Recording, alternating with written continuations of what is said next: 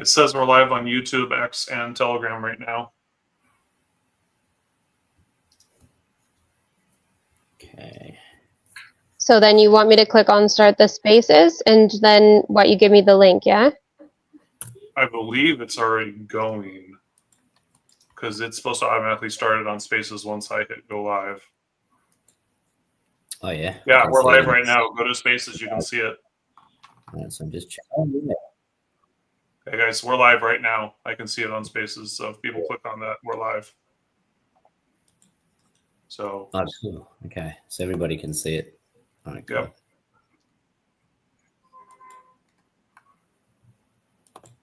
So we should probably start saying hi and all that such. Let's kick it off. Where's let me mute for a second. All right, I'm gonna bring it to those WhatsApp if you just want to. Yeah. Where's Rocky? Dan, do you want to kick it off, Dan? Don't know where Rockstar is. Yeah. We have some. Let's kick it off. Let's kick it off. Let's go.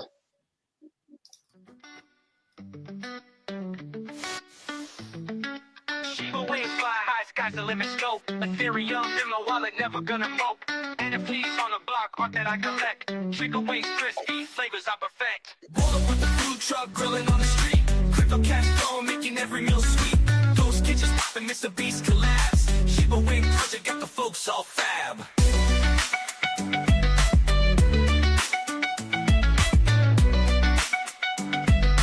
Welcome in, folks. If you're just tuning in, retweet, like the spaces. Let's spread out the algorithm. We're gonna have a fun spaces today because we're just winging it in the current market. Mr. Beast Burgers, cryptocurrency crew. Roll up with the food truck, grilling on the street. Crypto cash flow, making every meal sweet. Those kitchens popping, Mr. Beast collabs. Shiba Wing project got the folks all fab.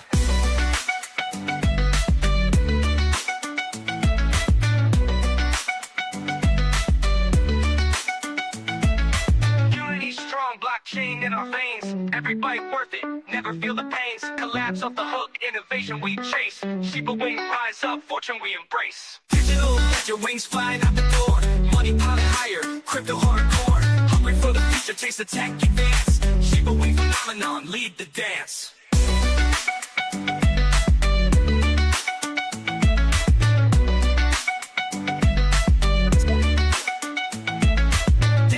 Ledger wings flying out the door, money piling higher, crypto hardcore, hungry for the future. Taste no, we've already done it all, man. We're live. Shiba Wing phenomenon, lead the dance.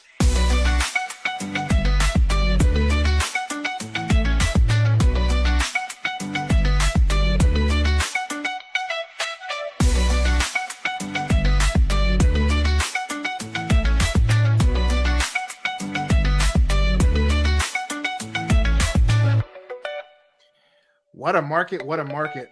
How's everybody doing today? Hey, man. Doing good. How are you doing? We're doing awesome on this side. How about you, Jamie? How are you doing over there? Dude, I'm spinning. All sorts of things going on. I don't even know. Yeah, agreed. It's going to take me a while to collect my thoughts here today because I've got like the last maybe 13 minutes. I've just gotten bombarded with like, you know, not like life altering messages, but very important. Like I need to think about this. Like, holy cow, this is like big diversion, none of them have to do with each other. And so it's like, I'm getting my bearings. I need a compass. Same. I hear you. Yep. I feel like that's how the day just begun for everybody, eh? Yeah, no, I completely agree. I think I woke up this morning and I had to sit on the edge of my bed for about 30 to 45 minutes to kind of recollect myself and be like, where are we at? Feels like the Twilight Zone in a way, you know, but, you know, if you zoom out and not get too ahead of yourself, you'll see that we're actually doing pretty fine given all the, you know, the market corrections and all the, you know, manipulations, if you want to put it, that are currently in place. So I'm excited, you know, for the future of what we got going on. I'm ready for, like, this morning I was so upset with, like, this market going down. I was like, I'm calling bottom. That's it. I'm calling bottom. Right? And then I put, like, by the way, I don't know what I'm talking about. I don't know why I'm calling bottom. I just really, really, really want it to be bottom. And enough people believe me and join me with this. Like, maybe we can collectively make this the bottom. Right? Like, if we can just pump this thing, then let's make it do.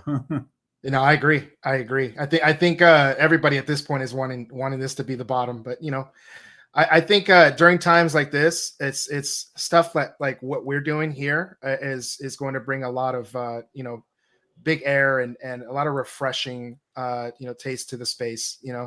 A lot of people get hemmed up in their emotions, and I get it because I do too.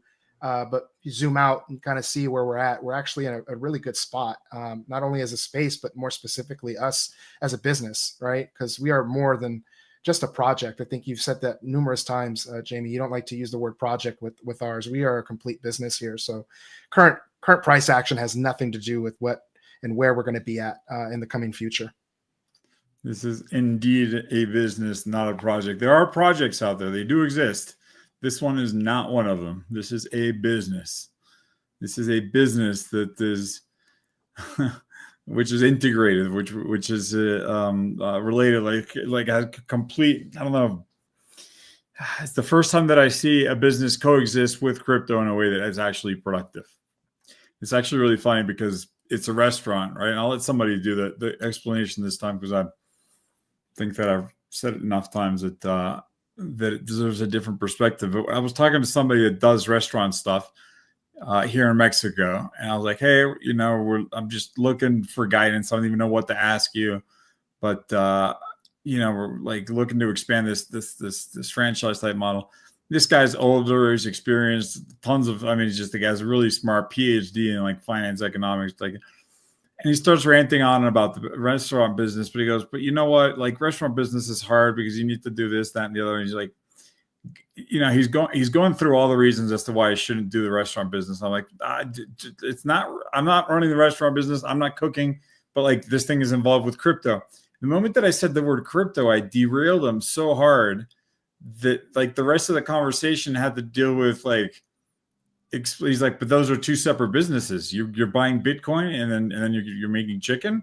Like, well, not like that, but a little bit like that. Like, it's just such an innovative concept that people do a double take. And to some extent, I think that we can use that to our advantage, right? Because the fact that you have I don't know. You just have this novelty. You want to confuse somebody. You want to have somebody be like, wait. It's not supposed to be that way. It's supposed to be the other way around.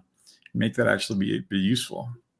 Well, I feel like it's that whole moment of like mind blown, right? Because you're right. It doesn't sound like it would go together at all. But then when you start to like do your research, right? And you start learning about it, and it's actually crazy incredible that these two completely separate different types of businesses just come together in like the perfect synergy. So you're absolutely right. I have tried to explain it to so many people, and it's just completely goes over people's heads. I don't know how to make it simpler, but I mean, we try every day, right? But it is actually technically pretty simple. We've got a token. The token does not drive the real world business. It's actually the other way around, which is pretty much unheard of. A lot of tokens, they start looking for a utility, right? And this is completely the opposite. We do not need the crypto aspect of it, but it's just an added benefit for investors and for the community and for really the whole entire world, everyone who's going to be affected by the business itself. Yeah, 100%. And it's all about expanding the restaurants as well. With the profit sharing going back into the token, supporting the chart, the faster the restaurants expand, especially globally, like we've got plans for in the coming months. It's the marketing itself through the crypto being, the Shiba Inu logo and having now the option to use the Doge logo as well with the partnership with Owner Doge. It just makes sense to be running this the way that it's going. And, as Wall Street Bets, as Jamie is saying, he wants to change the way that people look at tokenization, not just chasing these pump and dumps, but look for real world businesses.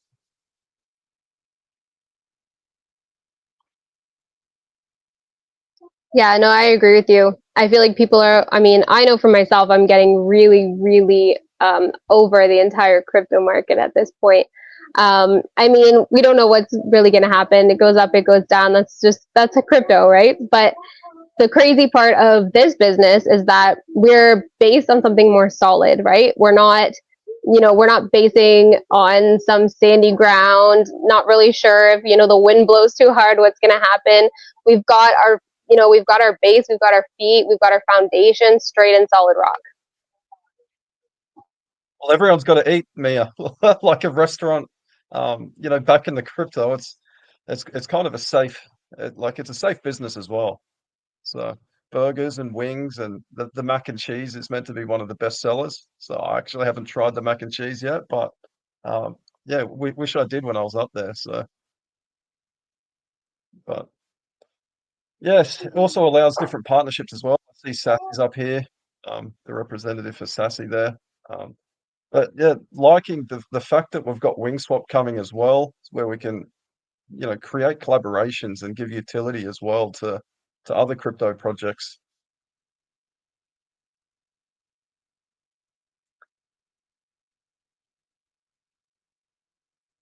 What excites you the most, Mia?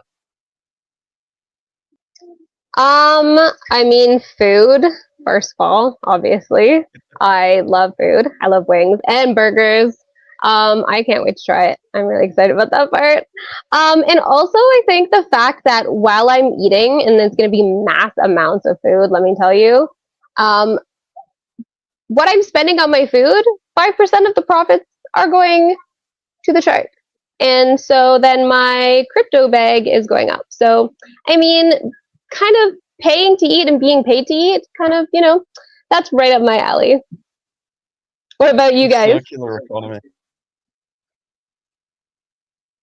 I think the memorabilia for me, the food one thing, but like having that memorabilia, I think people fade being, first of its kind to have the tangible items in your hands, like the merchandise, right? Like I can't wait to see the packaging and have the packaging in my hand at a local, restaurant or getting it from a ghost kitchen. It's like, it's going to bring everything to fruition for me. So along with the great food, you have, such great merchandising and you can have that as a memory and ode to like where we're at, because it's going to be a memorabilia piece in my opinion, because we're the first of its kind to be doing, something like this.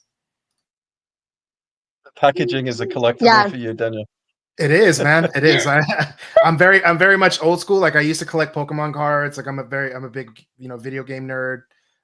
So like, seeing stuff like this and being a part of it is a whole other, playing field. And I think, the holders here should give themselves more grace in that way of knowing that they're not just holders of a token. They're actually holders of like something that big where, you have memorabilia like this, first of its kind, that is a part of the blockchain like this, Well, and I think that it's a combination of things, right? We're also trying to go for different types of audiences as well, because you have people, there's so many efforts that are going towards making, I'm so careful with using words that have been overused, but just making the process of getting involved in crypto easier, seamless, or in some cases invisible, right? And here you have a situation where we'll have people going into restaurants not realizing that they're in effect already interacting with crypto. If they pay cash or credit, whatever, they don't realize a percentage of that,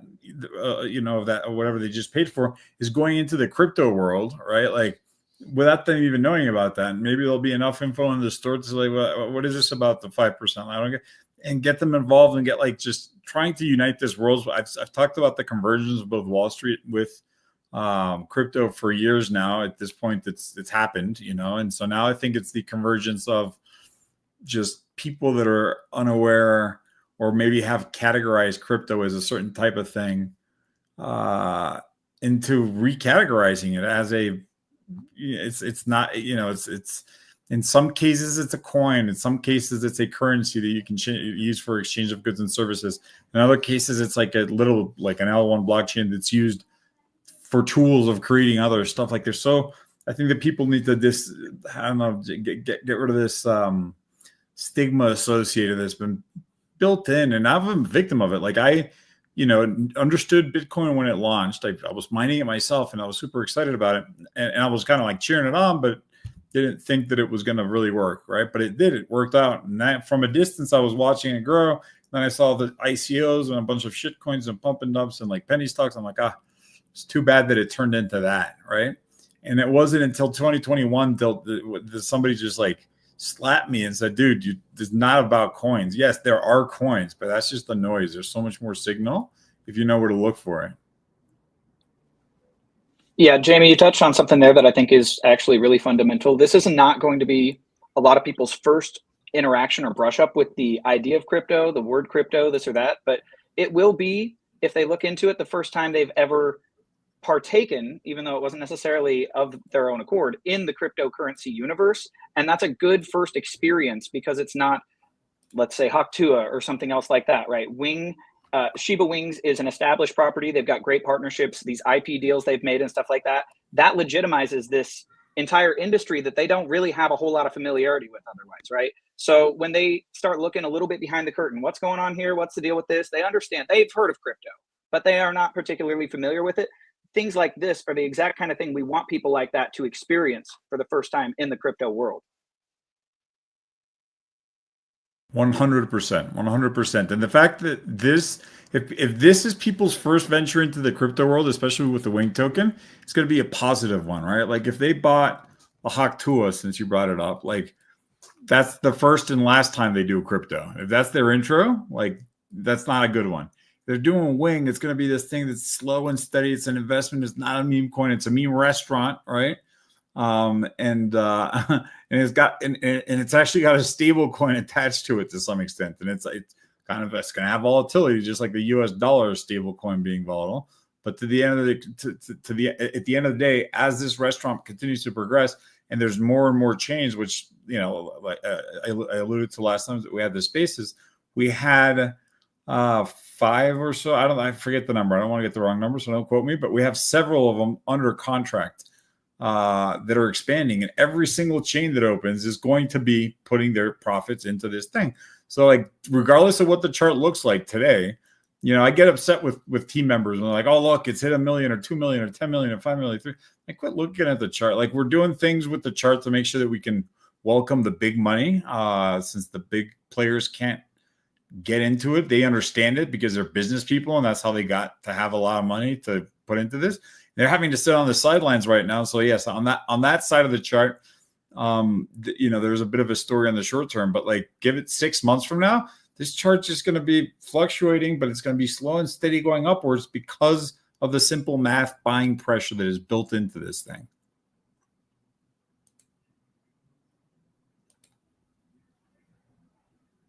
Looking forward to the global growth as well. I know the team have been looking into options over in the United Kingdom and America at the moment.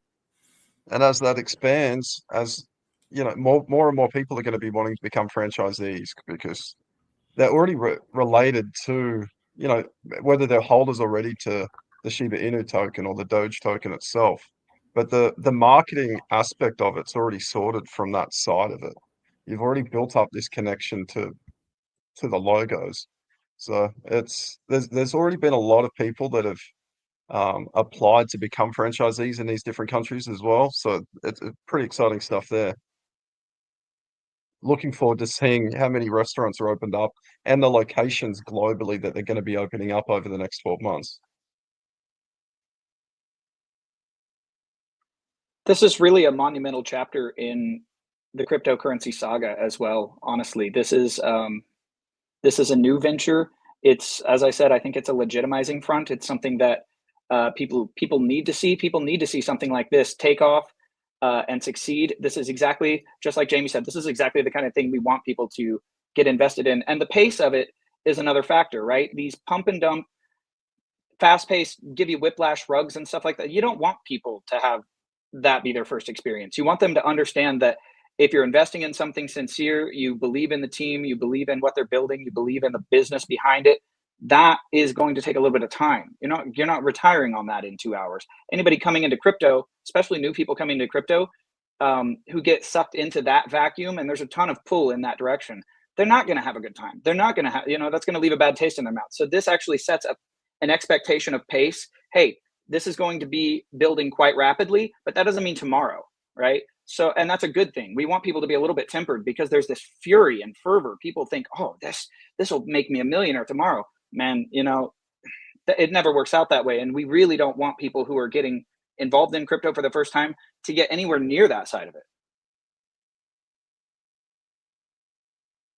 I agree. I agree. And I agree. And the conversation we had last time had me thinking, because there are so many sides of crypto that can coexist, right? Just like in the stock market, you can have people that are speculative gambling using like high risk, high leverage stock options that are like seasoned investors look at them, they're like, you're going to lose all your money, you know? And then the kids that are playing, they're like, yes, I'm going to lose 100% of my $50 that I've like put into the slot machine, right? Like, I'm not using this for my retirement fund. This is quite literally just me using the same thing a different way, but that serves as a gateway drug. So you have like, you know, there's validity to all sides of crypto. I defend pump and dump. In fact, like I just right before talking, I was like, I got tucked into my like third and probably final pump fund thing ever because I've lost money on my two previous attempts.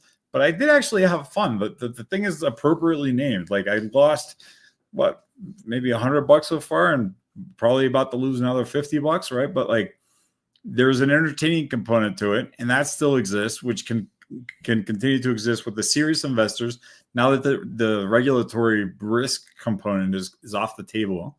You know, as it's being defined, we know that Trump is very much a fan of crypto, and he's setting up the SEC and commissions, and there's already legislation being proposed. You already have these states that are putting it into their treasury. You have countries following suit. You have companies that are putting this into the treasury. Like, you know, so you have serious participants using it in that particular way. And by the way, that's going to take a while for it to work. We were joking around last time with regards to the bureaucracy or whatever. And I made a joke about setting up the MetaMask, and then the conversation went in a different direction. I just let it go. But the direction that I wanted to take it in is, if you literally think about like the government and or companies like saying, okay, great, let's take on crypto, they have to, there's this long process that they actually have to do correctly with regards to security and like, hold on, who's going to have the keys? Because this is not like a bank account or like an American Express card where you can dispute the charge or whatever, you get your wallet drained, it's a problem. So there's, you know, ever since this regulatory risk has been lifted, there's a long process outside of the bureaucracy component. There's a learning curve for the big money in order to responsibly get into this thing. There's a learning curve, and they have to set up a policy, and they have to hire consultants, and they have to do these things. So like crypto as a whole is like, we haven't seen the effects yet. We saw the pump for everybody that was already in crypto, bought more of it, right? But like we still haven't really gotten a chance to see the large players that have been sitting on the sideline for a decade or more being able to properly configure themselves and set up to do so. And having projects like this be available for newcomers that come and say, hold on, I can do a pump fund, or I can do like just like a stable coin investment. You know, I think Bitcoin's going to go up, whatever. Which is whenever somebody asks me, hey, do you do crypto? I just say, buy Bitcoin. I'm not going to talk to you about, because it's too much to talk about. But because there's such a large menu of items, pardon the pun, being able to say, hey, in addition to all these crazy things, right, you also have these integrated, that's the word I was missing earlier, this business that's integrated, this real world business that coexists in a mutually beneficial manner, right? Like where the benefit to the token holders is that number go up, right? The benefit to the restaurant is we get free marketing from the best marketing team in the world. Not only do we not pay them to do it, they pay us, or well, they pay into the system to do it, right? Like therefore giving them more skin in the game. And so it allows additional visibility. And I think that the theme and the name, the intellectual property's got this thing set up so well. I think there's a middle ground between institutional and retail investors, and that's who you're talking about there, where there's, you know, traditional finance people who are sitting on a lot of money, and maybe they have exposure to Bitcoin or something like that, but they're not looking heavily into crypto. They're very well taken care of, and they know what they're doing with their money. But that doesn't mean that they're not looking at this.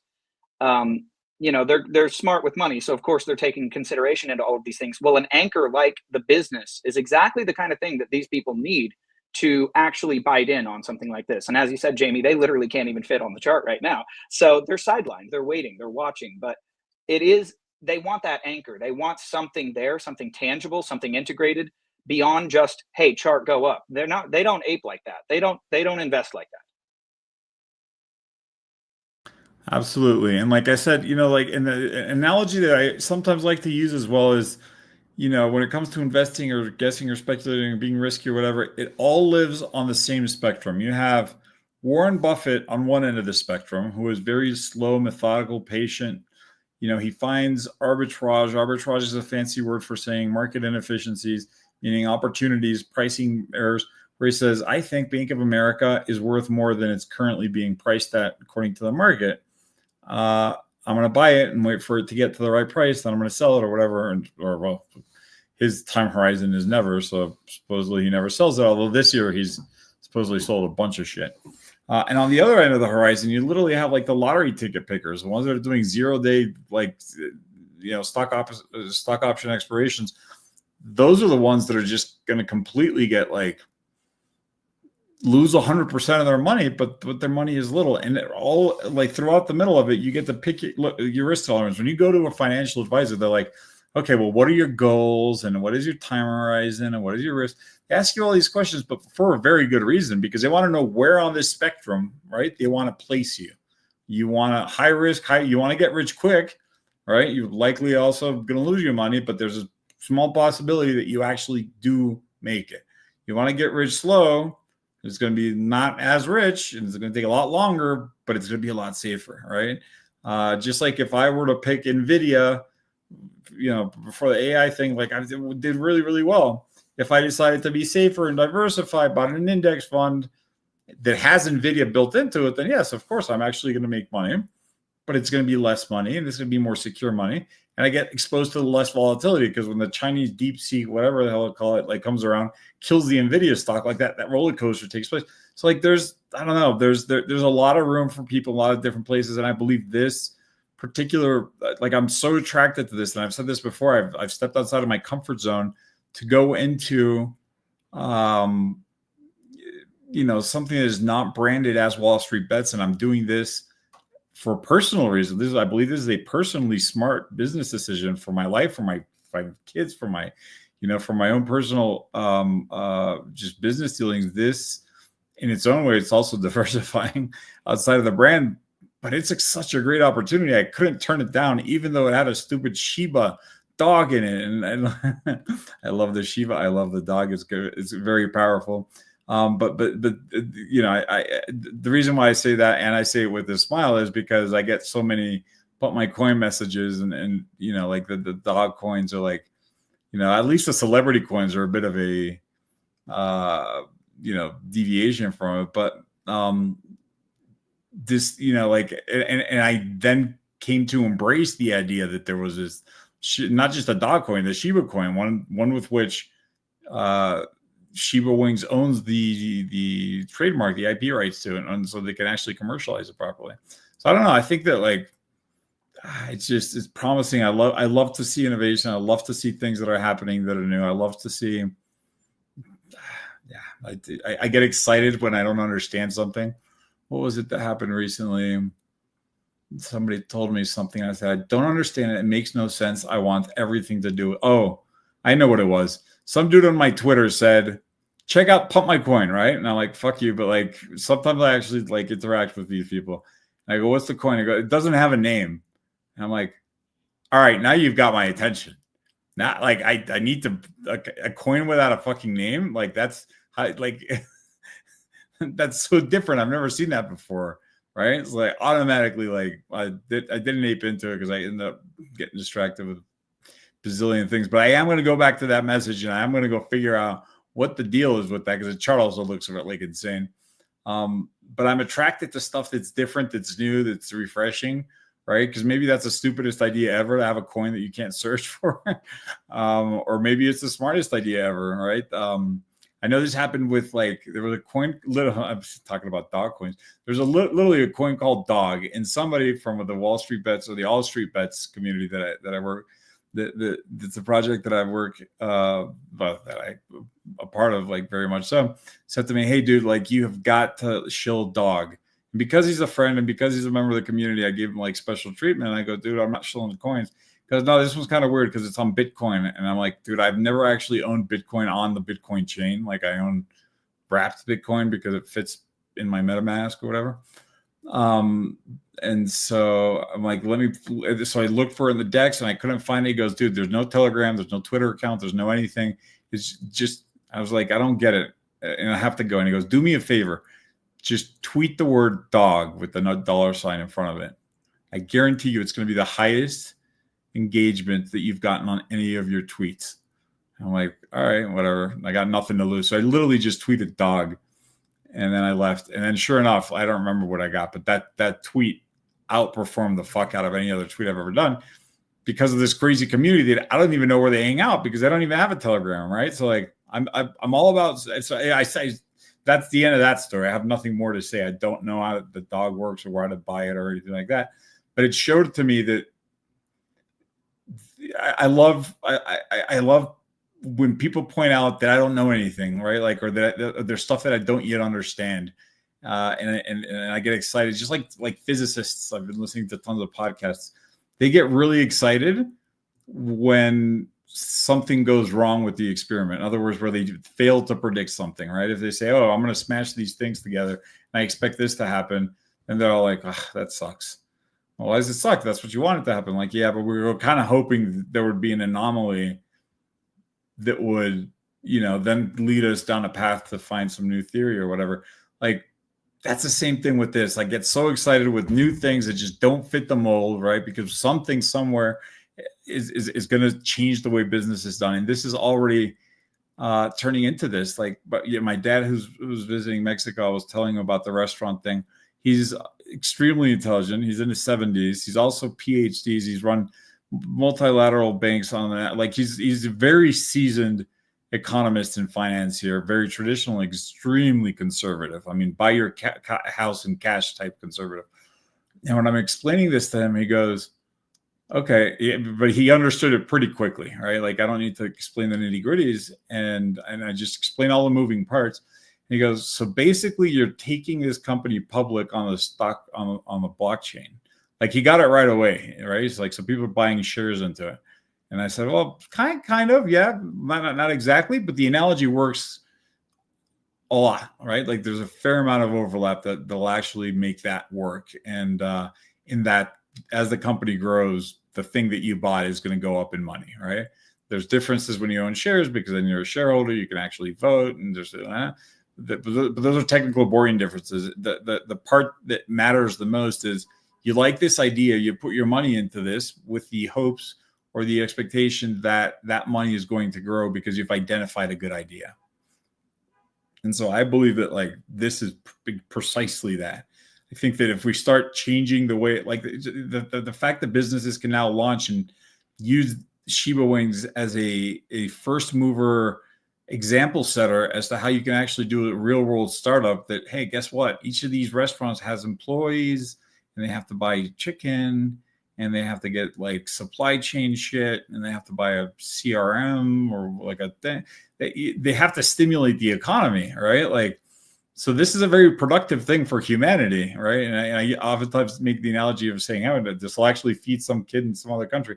This quite literally feeds people because it's a restaurant. But, I get excited about things that are productive. I want to leave this world with more stuff than when I came to it, right? Like I want to leave this place a better place. And the things that I do, I don't get satisfaction out of like fucking shit coins or the pump coins, but I get satisfaction out of these things because it's like the next guy is going to come around and say, dude, we can use that same model to create this other type of business, which can even further make things better for blah, blah, blah. I don't know. Like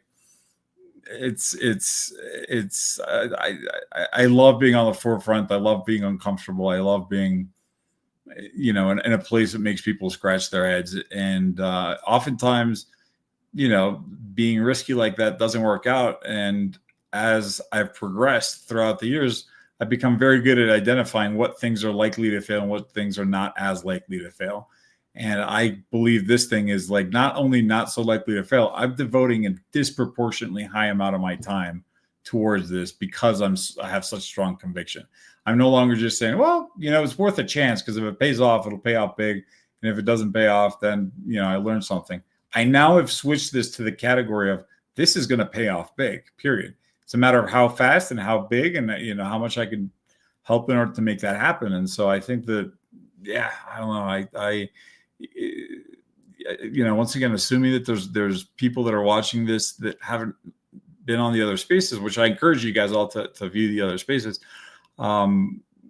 There's repeated topics, but there's definitely interesting things that I talk about. And one of them is just, the people say Wall Street Bets is endorsing this. And I correct them. And I go, yeah, well, Jamie Rogozinski is endorsing this. Jamie Rogozinski created Wall Street Bets. And Jamie Rogozinski is able to help this because he can leverage the Wall Street Bets in the context and the reach that I have to do this. But this is a Jamie Rogozinski decision, right? So at that point, like what people are what I'm hoping the message is received is if people have trust in my decision making or the way that I go about doing things, that in itself speaks for something.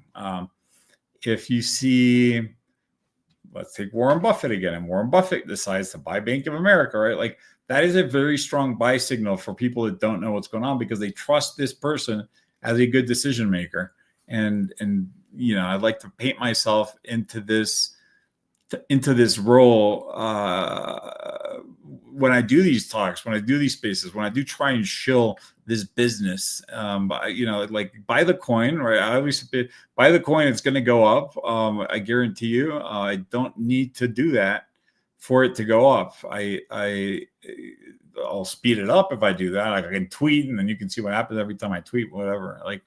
But outside of that, it's me shilling this business in a way that I don't shill other stuff. Like I'm going to get the masses to go do a short squeeze. No, dude, I'm shilling this in a way of saying I'm a very successful business person. I'm an entrepreneur, started many businesses before, in all sorts of different fields, most of which dealt with finance and or technology. And outside of that, I've had some very successful hitters and I've failed just as many times, which is part of being an entrepreneur.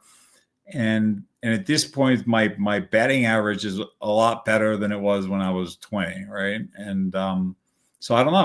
I believe that endorsement resonates with some people, I don't know if they can get inspired, or at least they can start to see the way that I think and how I think is off.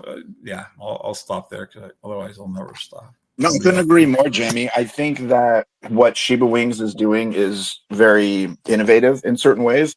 But I think the most important factor of it is Shiba Wings is really paving the way for how other businesses and systems could integrate Web 2 and Web 3 together. With you coining the phrase real world business, I think that kind of set the idea of what we're doing a little bit apart from what people are traditionally used to as RWA. And I think that as we find more and more success building this model, integrating crypto, not only into the business model itself, but into real world payments, turning Shiba Wings, the Wing token, into an actual transactional token that has value, not only because of its liquidity pool on the blockchain, but because of its use cases in the real world and because of the benefits that it brings you on top of that. I think when people really start to fully understand what it is that we're building here, how the Web 2 and the Web 3 interact in a symbiotic relationship to benefit and boost each other, and how our sort of dynamic loyalty and rewards program works to benefit all of the people that participate in our ecosystem, I think that we will find a lot of copycats, or potentially a lot of people coming to us to ask us to show them how to integrate these systems into their own business, or how to integrate their business into our ecosystem through WingSwap or other more traditional, means. But I really think that it's going to change the game. And I think that as we find more and more success, more and more people are going to understand how they could utilize these, not only technologies, but these strategies to benefit their own businesses and their own ecosystems. Yeah, I'd like to comment on that too, because the word success, right, can be determined in so many different ways. But I think ultimately, like, that track record is going to prove a lot of points. Seeing the success of this and seeing how others can do it the way we've done it is going to really set precedents moving forward for how things should be done in this space. So I think we're aligning everything in the appropriate manner, and it's kind of like putting all your ducks in a row. I mean, I think that the new new meta or the new movement, right? Moving forward as regulations come into play, and as we start really setting that precedence, is you have to do it in this fashion, setting things up and preparing it before you release, right? Because shout out to Jason, for having all of this, prepared beforehand, but having a successful business, beforehand, before even coming into this space, is a big game changer, because we've seen so many projects come in this space and LARP and say, hey, we have this great utility, or we have this, and it hasn't even been built yet. There's really no use case for it, or there isn't some successful track record for it. So the fact that we have the business already outside that's operating as its own, and it's already successful, and bringing it here is going to be the biggest game changer. So that success is going to be so important moving forward. That first mover advantage is absolutely monumental as well. Again, trend setting, novelty itself is just so crucial at times for people to just kind of jump onto, and it's a big it can be a pivot point in markets and things like that. Well, this has novelty on both fronts, right? Traditional investors, institutional investors, things of that sort, who want to back something like this, there's novelty because they've never backed a legitimate business that's done everything right. Kind of like what Jamie's point was earlier, where he was talking about, look, yeah, this is a token, but this is a business. This has supply chains. This has employees, salaries. This has insurance to deal with. This has all of these things that are being taken care of. Well, a precision clock doesn't get built accidentally out of nowhere. All of these gears get laid very precisely, and people take note of that. Well, that novelty factor that it is tied with the crypto, that's very appealing to traditional people. On the same end, and on the other side of that, degens, and let's be real, Jamie, you are an absolute titan in this space. You are a titan to degens, and they do watch where you move, right? So that alone creates a headwind. You putting a stamp on something, that creates a headwind, but you don't put a stamp on something for no reason, right? Sorry, tailwind. What am I talking about? It creates a tailwind. And you don't put a stamp on something for no reason, so it's already got a pretty heavy wind pushing it. And then, of course, again, people are going to follow that move. So, but beyond that too, there is an element of the crypto savvy people. Yes, some of them are degens, if you want to call it that, but crypto savvy people, especially people who've been here for a couple of cycles, they want that novelty. They want that tie-in. They want to be alongside with that first mover advantage with something that's being done the right way, and that is going to be a game changer. And again, this is going to be a chapter in the history of the crypto story, which is, I mean, this is a big chapter to be involved in. So there's going to be so many eyes watching, sidelined, and writing down, tips, tricks, whatever, and reaching out even. How did you guys do? Hey, what was going on with this? What were some of the, this is absolutely a game changer, and it's going down in history. Yeah, I agree with everything that you said, and I just feel like it's such a cool position to be on, being, like, so early, but also being part of something that's so big. And when you're in it, you can see exactly where we're going, right? There's so much that's happening behind the scenes. The expansion is starting to move, like everything's just rolling out, and everything's working at the perfect time, right? So from the outside, I know we do get a lot of questions, when this, when that, and we're always here to answer. But what's really cool, I feel like, is the excitement that's behind the scenes, behind with the team, behind with the partners, even suppliers. Like, we were on a phone call with a supplier the other day, and he was just asking about the project, and he got so excited about the whole idea too, right? So it's like, when you start to gain that knowledge and that wisdom about what's actually happening and how this is actually going to change the world, and knowing that, like, you were here when this started, right? And I just feel like it's such a cool, and it's such a, I guess, honored position. Does that make sense? Am I saying that kind of right? To be here at that foundation that's being built. I just think it's really cool. And you can see the people who are wanting to legitimize things, and the people who want to be in these real world businesses, you see there's now starting to flock towards us and all of our partners, because they are now seeing the vision that maybe a couple months ago was just like we talked about earlier. It's like, how does food and crypto go together? That doesn't make any sense, right? But then you're starting to realize there's other people who are trying to connect those dots as well in different ways. And then, maybe we've got that door pushed a little bit open for those people to come in and do this with us, do this for themselves, and really be part of this big game changing aspect of what's happening in the world right now. And there's a lot that's going on at the moment you know, with the FTX tokens that they've been holding for the last few years starting to be released, there's a lot of uncertainty. And I think now's the time when a lot of the retail investors and, you know, even seasoned crypto investors are looking for projects that have got utility, that have got the innovation as well. So what are your thoughts on that, Jamie, with everything that's going on with the FTX? Like, you know, the success of the token is going to rely on the success of the business. And with so many options coming towards this for the expansion in the US and the UK, it's only just a matter of time before everyone's eyes are going to be on us. So what's your thoughts on that, Jamie, with the FTX, everything that's going on with Solana right now and the consolidation pattern that's going on with Bitcoin? You know, I know enough about FTX so that, like, I don't know enough to speak intelligently about that because I'm still catching up with life. Like, I find more news out like during these spaces, like, oh, they're giving out these tax checks or whatever like that. I know that FTX is you know, I know that the SBF is going to be handing repayments back in the Solana, and we're having some discussions with regards to what that means and what that looks like. And you know, I don't have a strong opinion without knowing more about it. Just at the service level, it's not something that's all that interesting. You know, what I predict is going to have the pressure. Yeah, I guess if you release a lot of Solana into the system, then that increases supply, it makes the number go down. But then again, it gives people more money to do stuff with it. So maybe then it stays in the system and it goes back up. So it's hard to really predict them without understanding with it. But, you know, if I rewind a step back before whatever the current FTX news is and talk about the originally FTX news, you know, that was a very important growing pain process for crypto. I was like that. And for me, even Terra Luna debacle was even more important because it just legitimized it.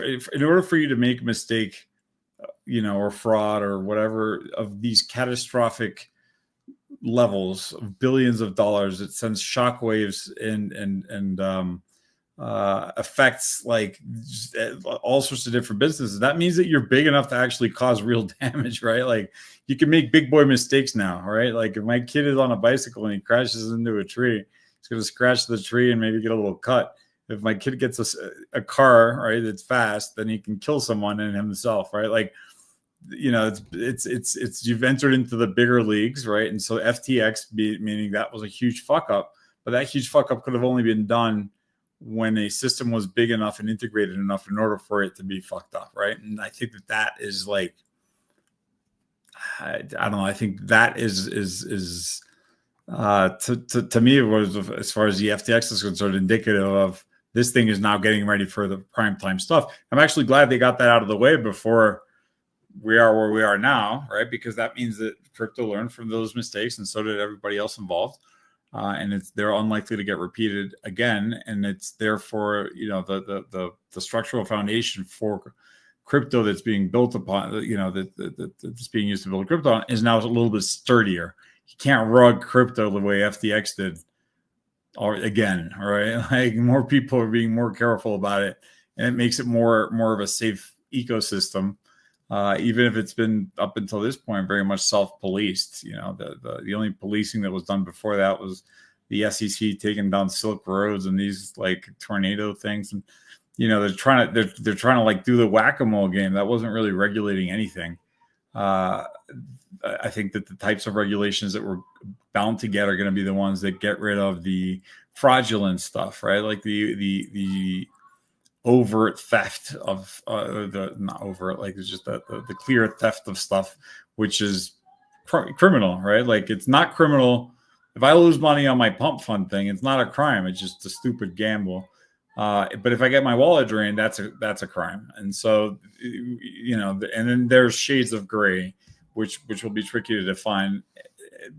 But once you have all that in place, then we're in good shape. So, you know, to not answer your question while answering it, like I'm glad that FTX is gone through the growing pains. It went through the process and now through the justice system to the point where there's actual, you know, real world repercussions in a world where they previously thought they couldn't do it. What FTX, what I was understanding at the time, you know, what they're commingling, irresponsible, double dipping, using customer funds with Alameda, this, that, and the other. Like all that stuff is completely against the rules, like you wouldn't believe it, in the world of finance. And so the fact that the signal that it sends out to the world is, hey, even though there weren't any, police, the crypto police out there when this happened, now we have crypto police enforcing crypto punishments that look the same as the kind that Bernie Madoff got, right? Like, and so I think that is a bullish thing, regardless of the short-term side effects on what happens with Solana prices, and all that stuff is like, little picture, and I'm all about the big picture. I'll chime in too, and I'll say that I think a lot of that's actually been priced in as well. There's an unlock of Solana coming as well soon, and people have been mentioning that as a fear point or something. That's, in my opinion, priced in as well. This is not news.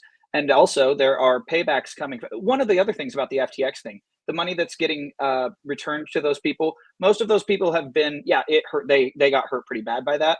They've had enough time to kind of pick up the pieces. They're probably not in a desperate situation. And the likelihood that they reinvest some of that money rather than just kind of extract it from the market is fairly high, in my opinion. Some of them were actually doing quite well to begin with. Obviously, you don't like to lose money and you're not going to write it off. You want it back, but they're not actually like, they don't need it for bills per se. They will be more cautious when they invest at this time, but they can kind of see the writing on the wall. There is a lot of reasons as far as, Jamie mentioned it earlier. There are multiple countries who are looking at, and even states who are looking at utilizing cryptocurrency for reserves and things of that sort.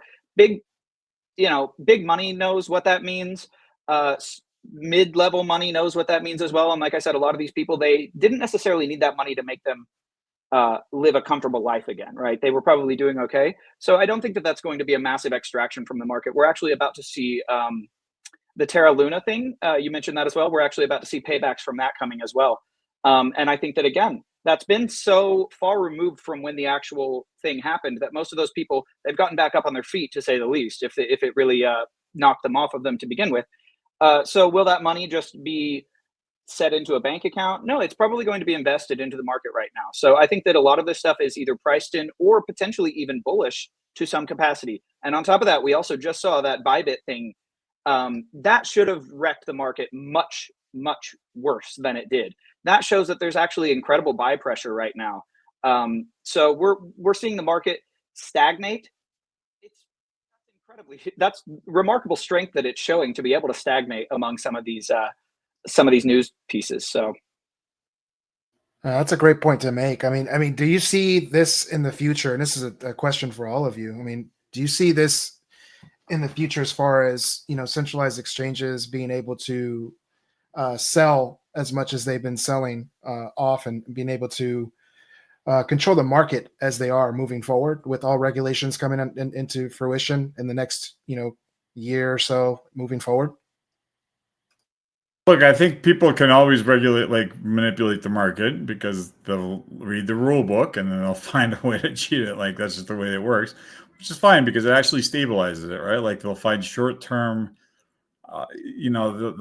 people find short-term opportunities to be able to manipulate it, and then other people will come around and it'll stabilize it, and then that becomes less manipulatable, right? Because like other people, the moment you manipulate a market and somebody profits from it, other people go in there and try to do it too, and therefore making that less profitable, and then therefore making that less likely to happen. So it's like part of a maturing market, and having a free market implies the risk that it can be and probably will be manipulated. So I don't think that that's necessarily, I don't see that, like that word has a negative connotation. It's literally more just playing the game, unless it's done unless it's done in like a fraudulent manner, with malice, with the intent. Everyone wants to make money, so that's not considered malice. But when somebody wants to deceive somebody, that's a different story, right? You'd see that with I can't come up with an example. I think during the SPACs that were very popular a few years ago in the stock market, you probably saw some of that. These are companies that are going public that didn't have anything remotely close to like a company or a product or a thing, right? And so they were literally selling air like that. That borders on manipulating or being bad. But look, I think that more players get in here. Regulation is going to put some guardrails. Smart players are going to figure out a way around those guardrails, and anyone that gets past those guardrails is going to figure out a way. They're going to figure out a way to make money from it, and then other people will come in and do it. And if you think about like what our bots do for crypto, if you have a DEX that has something priced at $1, and then that same thing is priced at $1.50 on the centralized exchange, the bot goes in there and buys one, sells the other one, so that the price gets to 125 or whatever. Like, that's a good thing, because now you have 125 across the board, right? So yeah, somebody manipulated, made money, and cheated, but they did us all a favor. So, you know, at the end of the day, I believe that is extremely good sign of a maturing market, and I think that's very, very necessary. So when you say manipulating the market, you know, it can be the bad type, which I don't like, or the good type, which I very much invite. You know, when with like GameStop was manipulating the market like you wouldn't believe it, but that did more good for the market than anything, right? Like it did for morale and for stories and for this, that, and the other.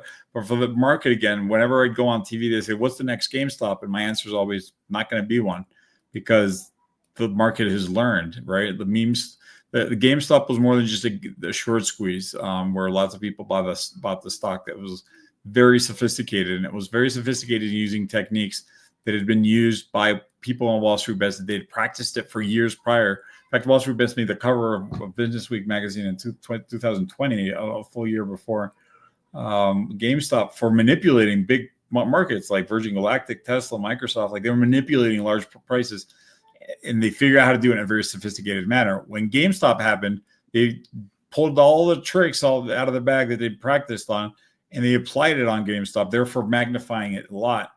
And as a result of even the congressional hearings, all these different things, and the market participants, the moment that you see a stock start to go meme, you see the prices of stock options exponentially increase.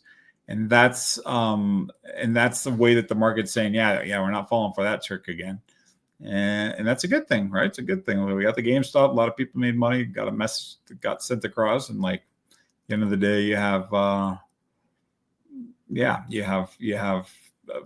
more mature, more welcoming environment by which people can come in and feel more comfortable with it. It's growth, it's evolution, and it's adaptation. And this is such an emergent industry, crypto specifically, I mean, that with the things like the FTX, all of these things, they had to happen. Like you're saying, actually going back to the thing you talked about with physicists, this is such a new area that we don't know the laws here, the laws of physics, as it were, for crypto. So it's easy to exploit and be surprised and things like that. But every time that happens, we fill those holes, or we try to at least. And so the ship gets a little bit stronger every single time. So when you have these emergent industries, when you have just a lot of, I wouldn't even call it uncertainty, just totally unknowns, right? There are going to be people who are finding cracks in the dam, right? Well, every time one is found and exploited and the industry survives, that crack gets sealed. So the industry gets stronger, and it is necessary. So better that these things have happened, and it's inevitable that these things will happen.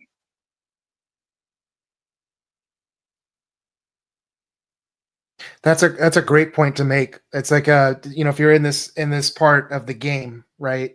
You made it this far, you have to be a little bit more privy to that type of framework. It's an interesting time. Like, it really is an interesting time that we're in right now, because you got a whole big sector of the space saying, yeah, we're full on bullish. We see what's going on, right? And we're bullish on the space rather than a specific project or business, right? When you're bullish on crypto as a whole, you kind of just see this as another part of the narrative, of the story of what's happening. Whereas you get the new traders that have come into this, and they're all high off of hopium because they get fed these catchphrases like "wag me" and bullish and early, right? Like, they get fed all this terminology. So when they don't see the number go up, within the first 10, 15 minutes, they're like, oh, it's a rug, it's a scam. Like, crypto is negative, right? And they connotate negative things with it. But you got to start, really, really paying attention and doing the research. But that's why I feel like we're in this new place where people are starting to settle in, where it's like, okay, we're tired of trading. nonstop. I mean, this trading is always going to exist. That's the whole reason why this space even is able to operate. There needs to be a sell in order for there to be a buy, right? It needs to be a buy in order for there to be a sell. But that hold mechanism, right? I feel like we're now coming into this acceptance of like, okay, we're done trading as much, and now we're going to hold just a little bit longer to see, what this projects or businesses are actually doing in this space. And again, very interesting time that we're in right now, and I agree with all the points that you guys are making. I in fact am excited. As frustrated as I get every single day of hearing the noise, I think I've learned well enough too that when that noise starts to really get loud, you kind of have to just touch grass, right? As they say, another key catchphrase, right? Go touch grass. And also, as the market matures, so do the people who are participating in the market as well. And again, a lot of new people are coming into the market. That's great. There's going to be growing pains for them, just like the industry itself. Crypto has growing pains. Every single individual who enters into this arena, there's a fairly steep learning curve at the moment. Even in fact, not everybody sticks around, and that's fine. But the people who do, they stick around after a lot of times great, even sometimes tragic failures. Well, everybody who makes it far in this world makes it after piling up a mountain of failures. And so, as this market, as this industry matures, the people who have, early doesn't mean easy. You said early, right? We're all early. Yep. Well, people think early means easy. That's not the case. In fact, early means you're in a minefield. You know what I mean? You step in the wrong spot and you're going to get hurt.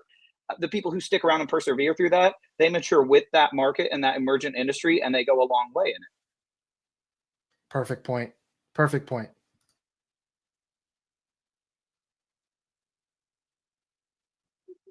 Yeah, I agree with everything that you guys are saying. Like, I remember like when I first I got into crypto the way that most people got into crypto.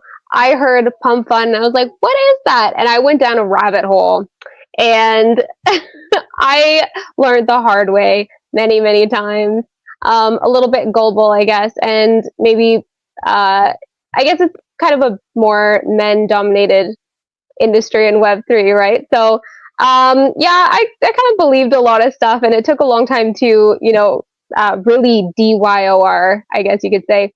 But yeah, you're right. It's totally it's game changing when you actually look into things and you actually catch up with everything that's happening, and you want to be in it for the right reasons, right? Just not like your quick flips, and just like you said, man, like just because you're early doesn't mean it's easy.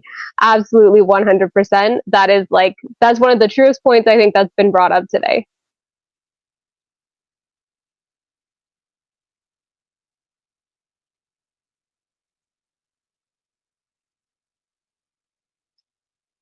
I thought I saw Ben in this group. Ben, where did you go? I was waiting for his hype man stuff. I was waiting for it too. He's coming in. He's just hit me in the background. It's just he's running Hey, a bit. Jason. Look at Jason's picture. Can everybody take a look at that? It's not diamond hands, it's diamond arms. Yeah, that's how we roll. All right. Sub, how we going, guys? You're listening in, doing a great, it's an awesome day today, listening in and doing some cool things. Just working in the background. Obviously, we've got lots going on the RWA side. I'm not sure how much you guys have obviously revealed there, but big things happening in the US and the UK. Currently just working on those documents as we speak, so I've had my cam off, but I'm here to help wherever I can. Something I wanted to touch on, and it's totally out of left field. It was relevant 30 minutes ago, but I'm going to touch on it now. It was brought up that some of the actual merchandising, and that's true too, but some of the actual, let's say, real world assets, right? But items, consumerism items that are going to be attached to this restaurant, packaging, even as silly as that sounds, these are genuinely going to be parts of history. Legitimately, these are going to be parts of history. These are almost like a real world NFT, right? Some of these things are going to be kept and held onto for a very long time. This is a remarkable step forward for an emergent industry, and it is going to be talked about forever. This is something that people are going to have great deals of attachment to. And so, yeah, I'm really excited to see how that plays out, because again, some of that stuff, not to speak too much, but maybe some sassy related things. You know what I mean? Those might be like limited run. Yeah, like so you might get your hands on some of those things, and you're thinking like, well, this isn't going to be around forever. Hold on. This is something. Yeah. So this is just there's so many elements and so many facets of this that are so remarkably novel, and people love that.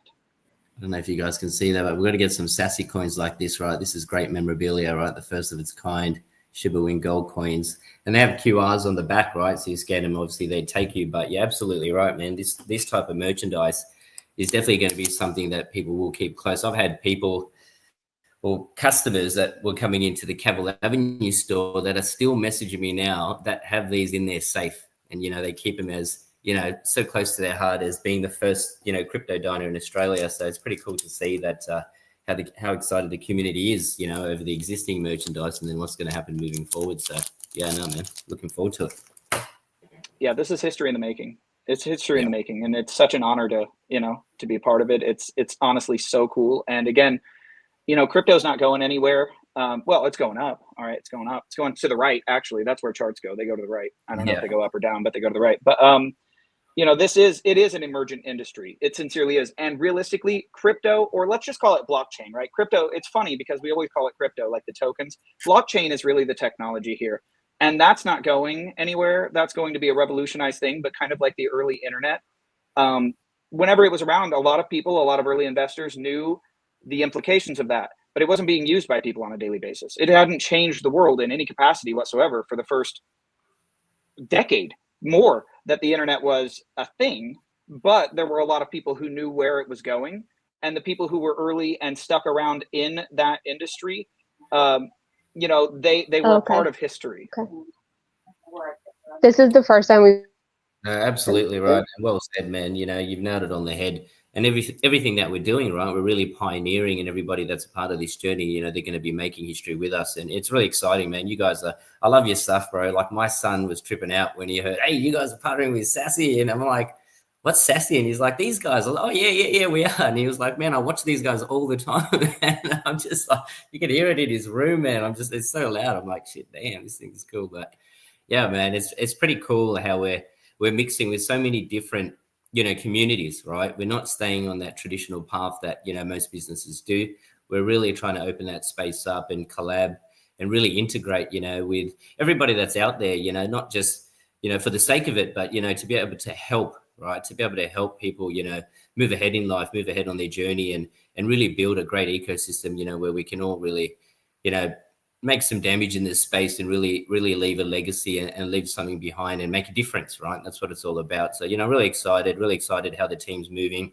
They're really rolling out this expansion, quite aggressively. It's really fast, everything that's happening. Cloud Kitchens now, we've got 3 brands across, 3 various countries now, from Australia, US, and UK. It's funny how we've aligned with the same company across those regions, but such big things to come. And Rocky was on site the other day. I'm really excited about Portland. I'll give you a bit of alpha there, and I'm really looking forward to activating there. It's an amazing site with Cloud Kitchens that we have a deal going at the moment. We're about to sign off, and that's going to be one of the footprints for us to really kick off for the US. So cool things to come. Lots obviously happening, and let's get excited for this journey, and excited to see what you guys are doing and how we collab moving forward. I'm so excited for that. The work that we're doing, that Craig and Adrian are spearheading in the UK, the site that we are building here, and all the other things, the Melbourne training location going into construction, getting ready for that opening. There's there's so many things. We're working on so much in the background, and, it's really transitioning in a way right now to be this sort of global operations company. And it's really expanding very fast. And I couldn't be more happy or grateful to be here.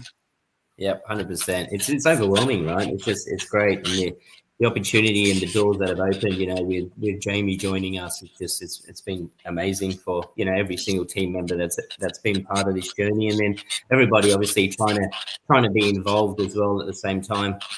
I know I'm probably rugging a little bit there, but what I might do is Ben, my man Ben, on the What's stage. good, man? What's Rock up, it out. everybody, Yeah. man? Happy Monday, man. Happy Monday, brother. What's cracking?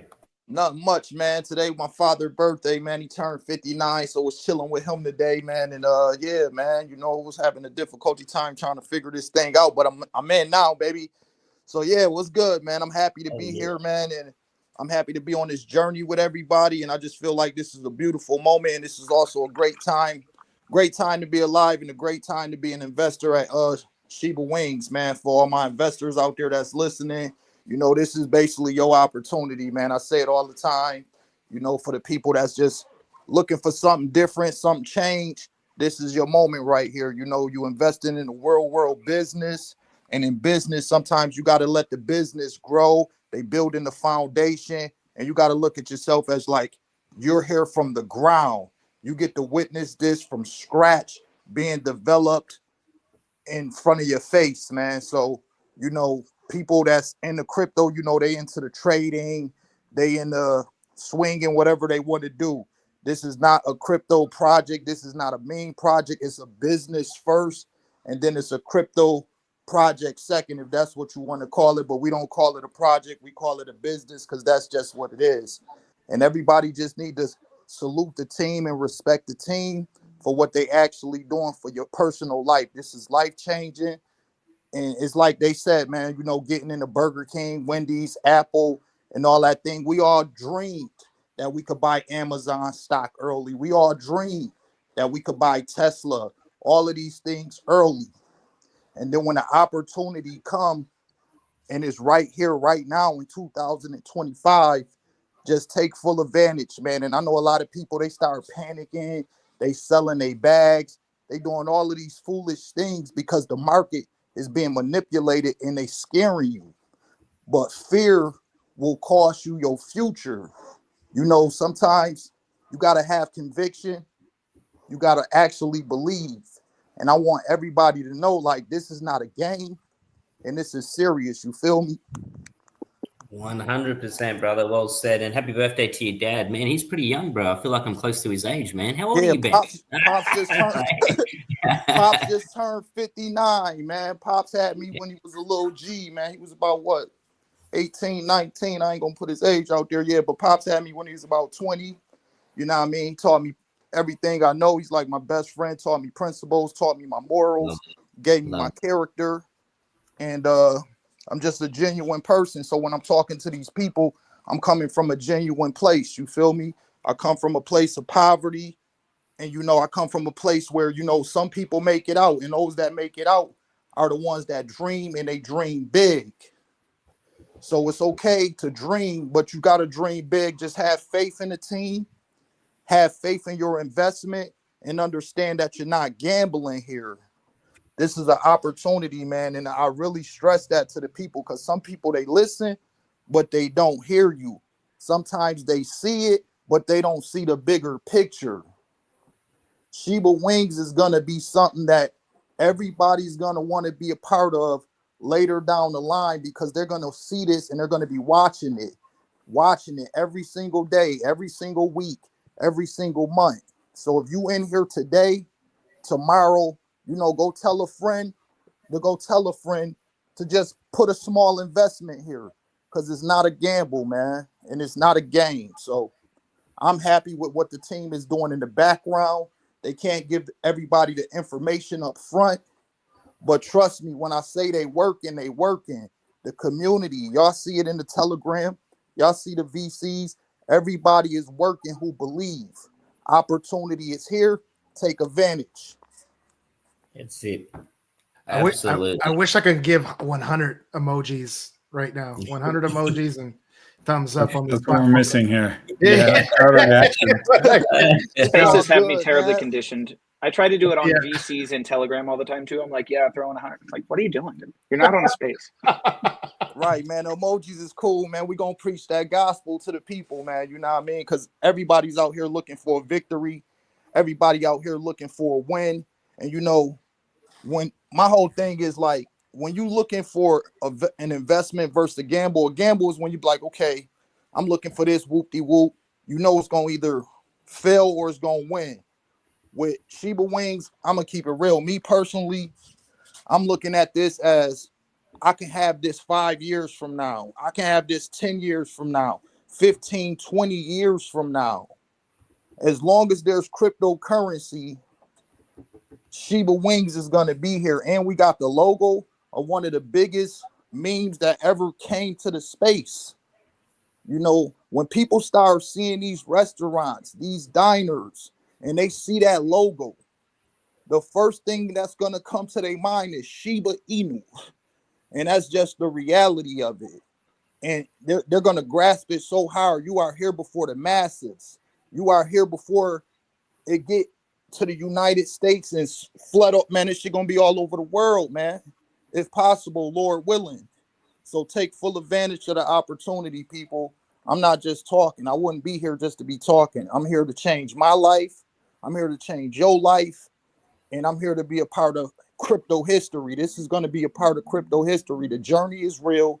There's nothing fake about this. It's a real thing, and it's going to happen. Don't look about the chart. Don't look about today. Don't look about tomorrow. If you're thinking about today and tomorrow, you're not thinking about your future. Think about your future. Go do your gamble somewhere else. When it comes to real world business, think about that. Real world business. Everybody loves crypto. Everybody loves to eat. Don't let this pass you by, and don't let it go over your head, people.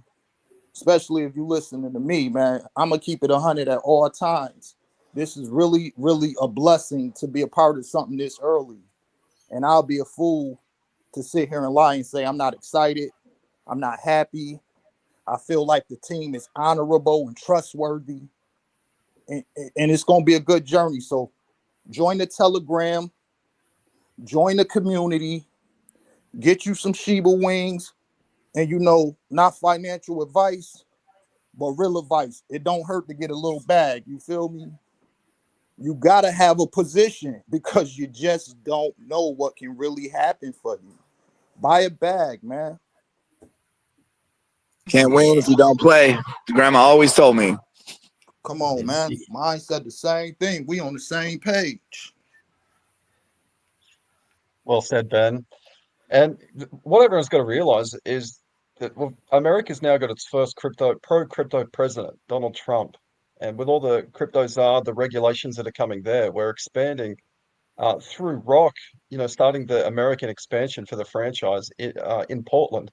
So we're coming in at a fantastic time at the moment. So I guess, Ben, you're going to be one of the first customers for that restaurant up in Portland, will you? Man, don't tell me that, man. Come on, man. I like a lot. I want 100 piece, man. You know what I mean? Give me 100 piece. And then from that 100 piece, you know what I mean? I believe that the journey, and I believe in the team, and I believe in the business so much. I probably have a Ben Billions franchise somewhere up in New York, man. Shiba Wings in New York City, baby. Ooh, oh yeah. Why not? 100 piece extra crispy. Yeah, why not? Word, man. Why New Yorkers not? love You know? wings, baby. I'm telling you, ain't nothing like New Ben, York. Love chicken. Ben, are you going to go for the world record? I think it was 276 chicken wings were eaten in 12 minutes. Do you think you can compete there? Man, I can't do it, but I know somebody that can. It'd be great to see a world record broken in the first American, Shiba Wings franchise over there. Make it 310 minutes. You reckon you can do it, Ben? Let's get in there. Let's set a Guinness book. Let's set a Guinness World Records at the first Shiba Wings location in America. Yeah, 100%. We've definitely got to do it. I'll be there. I'll be in on that competition. 50 Definitely. Cent said, "Get rich or die trying, man. Why not, man? That's Get it. rich or die trying, man. Die frying, baby. Get rich or die frying. Yeah, another catchphrase. Another catchphrase. That's another catchphrase. Get rich or die trying. Yo, that's a good one, bro. I might have to steal that from you right there." He said, "Die frying." You ain't lying. But yeah, man, I'm excited, man. Don't mind me. Sometimes I get a little too excited, man. I be turned up, man. Like when I believe in something, like I'm one of them persons that I could see 5 years from now. You know what I mean? I could see the future for me personally. You know what I mean? And this is it right here, man.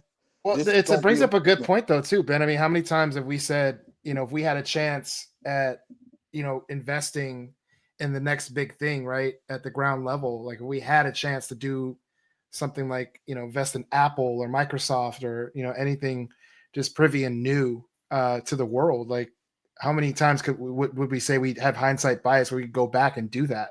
And I feel like we're at this moment in this space because there's not a lot of people privy to how the tools work, right? And how all this is set up, where you're ahead because, one, you know how to utilize the tools to trade. That's first and foremost. Like, you have access, right? And you're giving yourself the information in order to understand how to utilize those tools. So, I mean, to me, this is a no-brainer. How many times has 5 years gone by and you've been like, oh, 5 years it passed by super quick? And not to say it's going to take 5 years. It could take way shorter than that. We're talking about a year or two, or maybe even less, right? So Right. you never know. I mean, this is all opportunity. It's all an opportunity. That's a fact. And like today, man, like I was chopping it up with my pops, man. Me and my brother, you know what I mean? We went out to eat with him, and he just turned 59. And then I'm just looking at him. I'm like, yo, you've been at the same job for 30 years. You know what I mean? And you know, people in real life, they be at their jobs for 25, 30 years, man. And they sacrifice every single day, getting up when somebody tell them to get up. You know what I mean? You gotta, when you sick, you can't just stay home. You gotta call and tell somebody you sick, and then they decide if you could stay home or not. So me and Pops was just talking, and he was like, yo, bro, because you know I do the crypto. He was like, you know, I was telling him about the Shiba Wing, you know what I mean? And he just thought that was like the most amazing thing. Like, when I say crypto, he'd be like, cool. But when I said an actual crypto business with food, he was like, now that's something I would put my money into. When you just saying crypto tokens, he don't want no parts of it. But when I said a business, he like, how can I get part of the business? You know what I mean? So you got to think about it. Then, like you were just saying, you know what I mean? How many times I hear stories where people was like, man, I remember seeing Bitcoin at $800, $1,000, seeing Ethereum at 700, seeing Solana at $5, seeing Tesla, man, seeing Apple. And it's like, you reminiscing about the things that you coulda, woulda, shoulda did, when all you have to do is just do it. This is the moment right now where we about to be a part of crypto history with Shiba Wing, man. And no matter how the chart look, no matter how the community look, no matter how anything looks, look at the bigger picture. You always wanted to be a part of something, and you always say how you missed it. You got to crawl before you walk, then you jog, then you jog, then you run, then after you run, you do the marathon. Let's get it, man. Pay close attention. We here.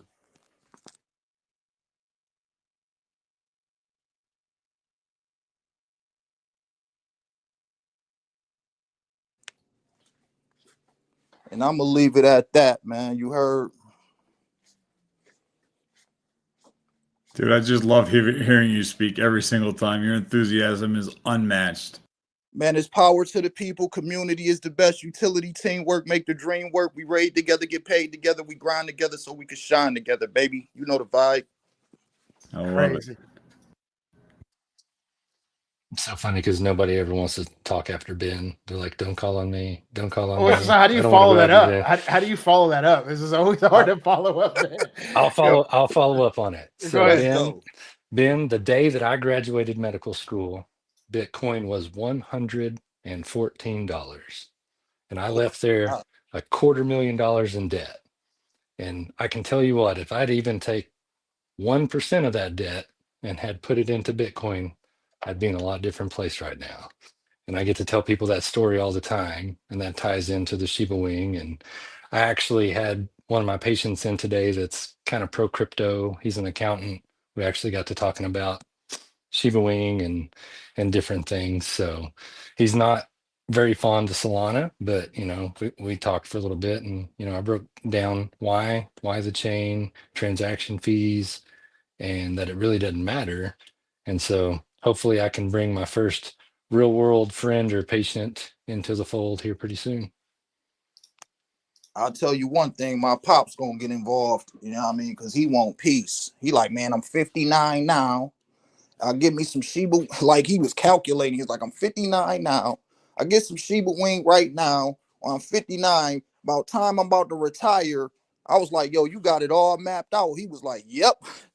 He was like, throw $50 here every paycheck is nothing. You know what I mean? Because the way I was talking about it, and he looking at it as a business. So like you said, man, just with the Bitcoin. Now imagine if you would have did that, where you would be at today right now. That's the same situation that I'm trying to tell people with Wing. You feel me? We don't have to wait a year, 6 months down the line to say we was here early in the beginning stages and then look back a year from now, 6 months from now and say, man, I was pulling up to all these spaces, pulling up to all the VCs. They telling me that they got the chains coming out, the restaurants, they're gonna do all of these good things. Why wait till all of this is happening when you could be here right now at this very moment? Can you imagine? I'm just imagining, you know what I mean? Just dreaming big. Imagine how many restaurants of McDonald's you think it is, you know what I mean? Worldwide, whatever you want to call it. Can you imagine if McDonald's was putting 5% on every purchase out of all they chains worldwide into a chart, bro? Just think about that. You talking about generational wealth for everybody. You giving financial freedom to a lot of people. Ain't nobody doing that. 5%. You get 50, 100, 200 restaurants in the near future. Later on, I'm telling you, the shit gonna expand. Like you said, man, we got a president that's pro crypto. We never had this before. This is about to be the best 4 years of the crypto industry that we have ever witnessed in our life. It looks bad right now, but better days are coming because of who we got as the president that's for crypto. He chilling with Elon Musk. They got Elon Musk and his kid in the White House. You know what I mean? So pay attention. There will be signs, people. And the signs been here since the token came out. Don't think about it. Just get a bag, man. Well, America's obviously a policy trendsetter as well. People look to America for a lot of different reasons, and for good reason they do. But that said, I want to address a fact, and it is a fact. A lot of the leaders of the world they're going to work with Trump. In fact, I think they've been a lot more. They've been working with him a lot more openly than I could have anticipated, or some people anticipated. But they don't like the man, and especially in Europe, man, a lot of the European leaders are really stupid. They will gladly cut off their nose to spite their face. However, if his policies are working, there will be demand from the people. So this is going to set a precedent. He's radically moving in the direction of pro crypto. There have been other countries that have done so as well, but they just don't swing the way that America does on the global stage with the weight that we do. Whenever we move in this way, it paves a path forward indefinitely for crypto. So this is opening doors. And as you said, you know what, things may look bad right now. There's going to be a little bit of a shakeup period on that, but everybody's going to get in line. If this works, if Trump pulls this off, it works, and it's a fiscally beneficial policy, and it's going to be, obviously, then they won't be able to go in the other direction just out of a desire to be antagonistic or not work with Trump, or I don't want to follow suit. They're going to have to do it because, look, the thing is, it's working. So we're going to see a lot of the countries who are very important on the global stage. They're going to fall in line on these policy decisions. They're going to have to. I totally agree with you, bro. I really do. And I think that's exactly what's going to happen. And I'm glad that I'm going to be here to witness it and be a part of it and say, mama, we made it. Hey, I said being early doesn't mean easy, but it also doesn't mean it can't be easy. All right. Anybody listening? You're very early on Wing. If you got a little bit of time, this is easy.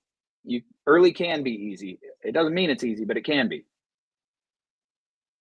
That's a fact. I just told you my pops just worked 30 years at the same job, man. Getting some Shiba Wing, loading up your bags, accumulating, that's easy. Going to work in a manufacturing company, that's hard. You feel me? It's a big difference. So, you know, like you said, man, everybody's gonna fall into, whether you like Trump or you don't. One thing I can say about him, man, he handled business. He ain't to be played with, and ain't nobody bullying him, man. You know, Trump gonna do what he gonna do, and he believe in this crypto movement, and everybody else gonna fall suit, and they gonna start believing in this crypto movement too. Ain't no telling. He's probably talking to world leaders around the world before he even came in office because he knew what was happening. So pay attention to the signs, man. I really want to see everybody get an opportunity, because if we pull this off, which I personally believe we will, it's going to be a lot of tears of joy, man, for a lot of people, man, that just really believed and really had conviction and took that chance to rock out with the team and rock out with the community and just believe that, you know, we started from the bottom, but now we here. You feel me? So just take a chance, man. Risk takers get paper. You heard? Damn. That's so hard to follow up on Man, that. he's always got so many good ones. I know. One thing about being easy versus hard, it's pretty easy for Shiba Wing investors right now because we have such a large team that's working so hard. And so us as the investors, the community, our job's just to go spread the word and be positive, no matter what the market looks like. I actually love days like today. I love to buy more. I've had buy orders hit all day. I've had 2 buy orders hit I thought would never hit. And so it's an accumulation time. Our job as investors is easy. We just tell people about Shiba Wings, what the vision is, and the team's in the background working hard. Amen to that, brother. Yeah, I agree. And then the business takes care of the rest, right? As we expand these restaurants, as we continue opening ghost kitchens, as we move into more and more countries, all of those buybacks are going to start hitting the chart. And I don't know how much of this I can actually say. This might be a little bit of alpha, but we've done some calculations. And just from the initial planned restaurants for the expansion over the first year, which clearly is going to be somewhat stagnated as we're already well into Q1, I would say that there's a potential of like $5 million legs up for the year, for the revenue contribution from the restaurants. So imagine that you're in a token that already has enough significant buy pressure built into the token to leg itself up by, you know, something like $5 million market cap annually, that continues to increase and expand over time. It just really starts to look more and more like a very, very interesting long-term investment, like Ben has been pointing out. And the expansion plans aren't just for 12 months either. Like it's going to keep growing as time progresses as well. And the more money that's generated from that, the faster we can expand.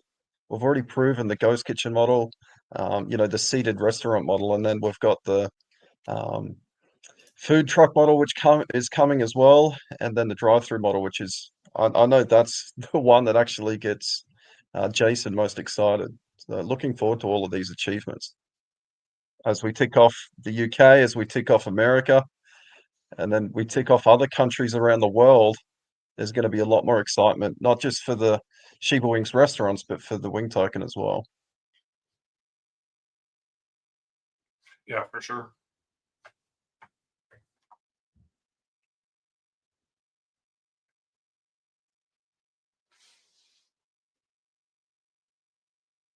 Jamie's quiet over there. What are you thinking, Jamie? You don't want to know. I don't even know what I'm thinking. I said at the beginning when they're like, "How are you today?" and I told you like my head's been put in a blender. What's that like 90s song? Like, yeah, I'm not myself today. I've got way too much going on my own. I'm like ADD'd out. Yeah. Maybe I forgot to take my fucking medicine. I apologize. But can't always be on my game. I am nevertheless very much excited. Part of what's got me distracted is I'm going to see if I can head down to Colorado this week, because there's I guess like an event down in Denver, ETH Denver, where I get a chance to network, which could potentially be something good for towards this project, but I can't really talk about it publicly. But yeah, throwing a bunch of monkey wrenches, had some personal drama here this week that I had to deal with, but yeah, I'm happy to be here, and as much as it's able to, this is a wonderful way for me to therapeutically pass some time with some friends with some optimistic news, some shit that's going well. Yeah, there you go. That sounds good. I don't know if we want to do this while we're on here. It looks like we have, I mean, you look at our view count, it says 74, 75,000. It's pretty good across a lot of channels. I would say what we want to, do we want to show our Ghost Kitchen walkthrough since we're all on here and just kind of display that, since I don't know, probably not everybody on here has seen that yet. Yeah. Beauty. Yeah, absolutely.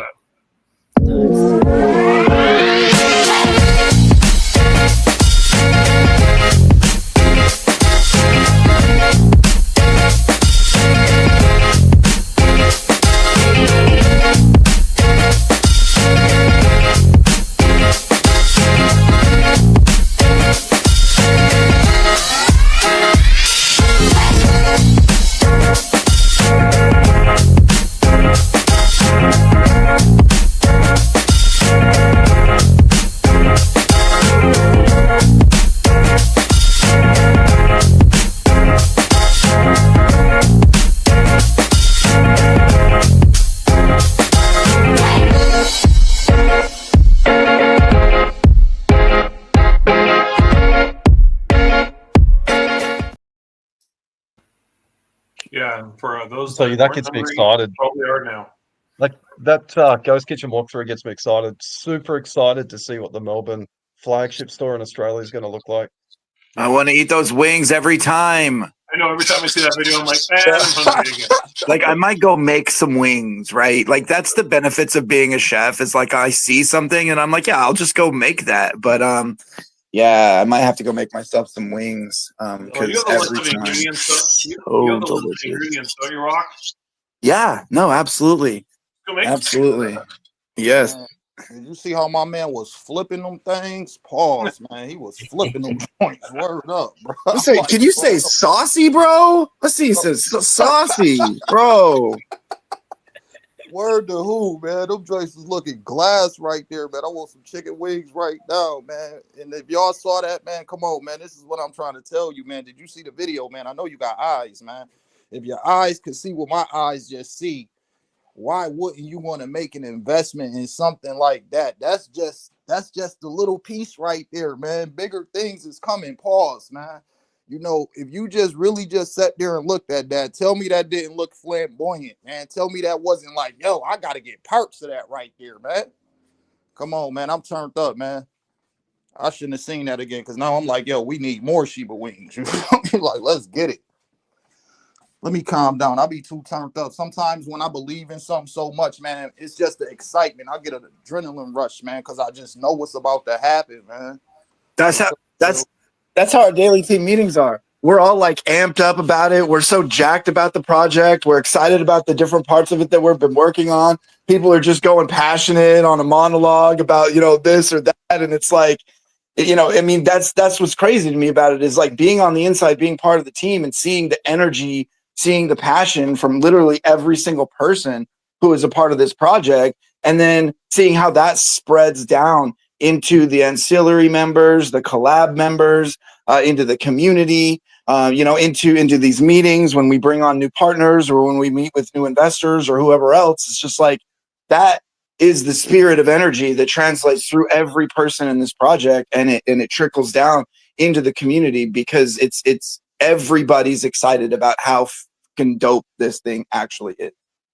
Yeah, that was fire, man. I ain't gonna lie, man. My man was really flipping them things, and it was really saucy, man. It looked like you could eat them joints through the phone, man. For real, for real. And that it just got me excited, man. I'm like, yo, you could actually see this. This is not a joke. It ain't something that AI did. These guys are in there working. They actually in there building, and you gotta take patience, man. Sometimes you have to have patience. You can't rush things all the time, man. That'd be the problem with people. They want it now. You can't rush greatness, man. I want it now. I was licking my phone. Just to be real. I mean, as far as the business, as the business go, for the investors that's listening right now, don't just listen. Like, a lot of people hate what they don't understand. And then when they understand later, they start hating that they didn't understand in the beginning.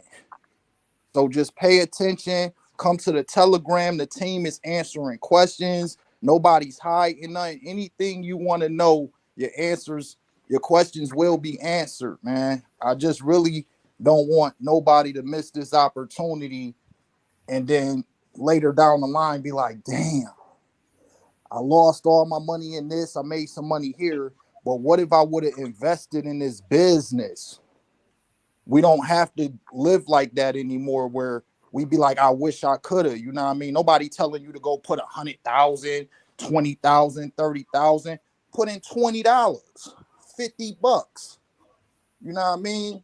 How much money you spend in real life on unnecessary things you don't need, and then you be like, yo, I didn't even need that. You know what I mean? I think that's an important point to make too, right? Is whenever you're investing, you got to make sure that you're not investing more than you can afford.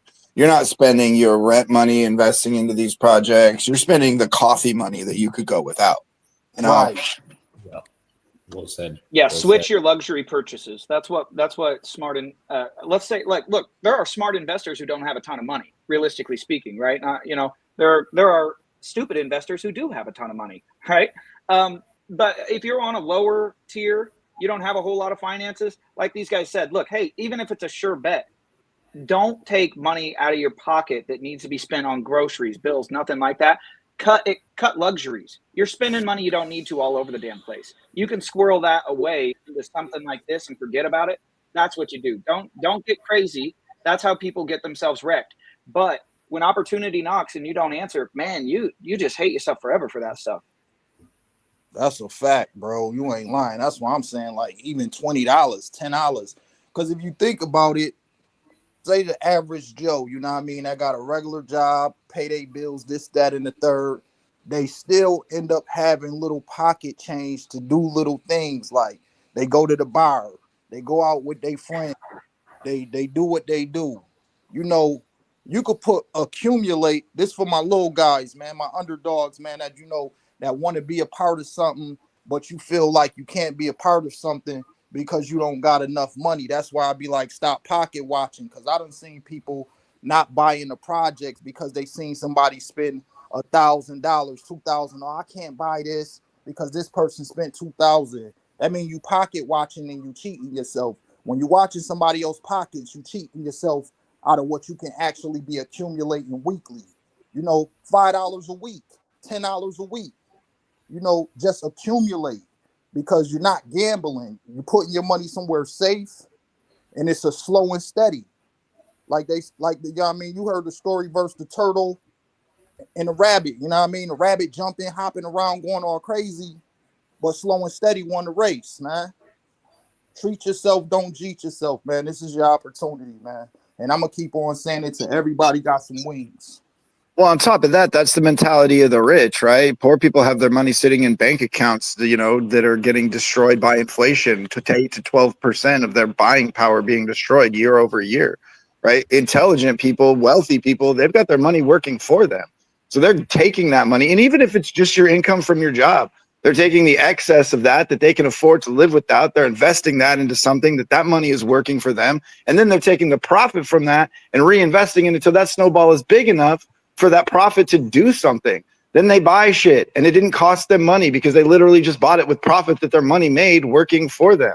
And this is a big reason why a lot of people are in crypto, because they see these investment opportunities where they can put their money to work for them so that they have to do less, by creating more and more diversified income streams, by creating more and more interesting and intelligent investment strategies, by being creative how they did it, like Jamie was talking about earlier, by finding market inefficiencies. This is how rich people think. This is how they do. This is why they're wealthy. Like, get on board, start putting your money to work. And even if it's not in Shiba Wings, find yourself an investment, get yourself into something. And if your risk tolerance is low, make it something safe. Go find an ETF, you know, go find a REIT, go find something, a dividend bearing stock, go find put your money into Bitcoin and hold it for 10, 12, 14 years. Like, put your money to work for you, because you will never earn enough money to get wealthy. It's impossible.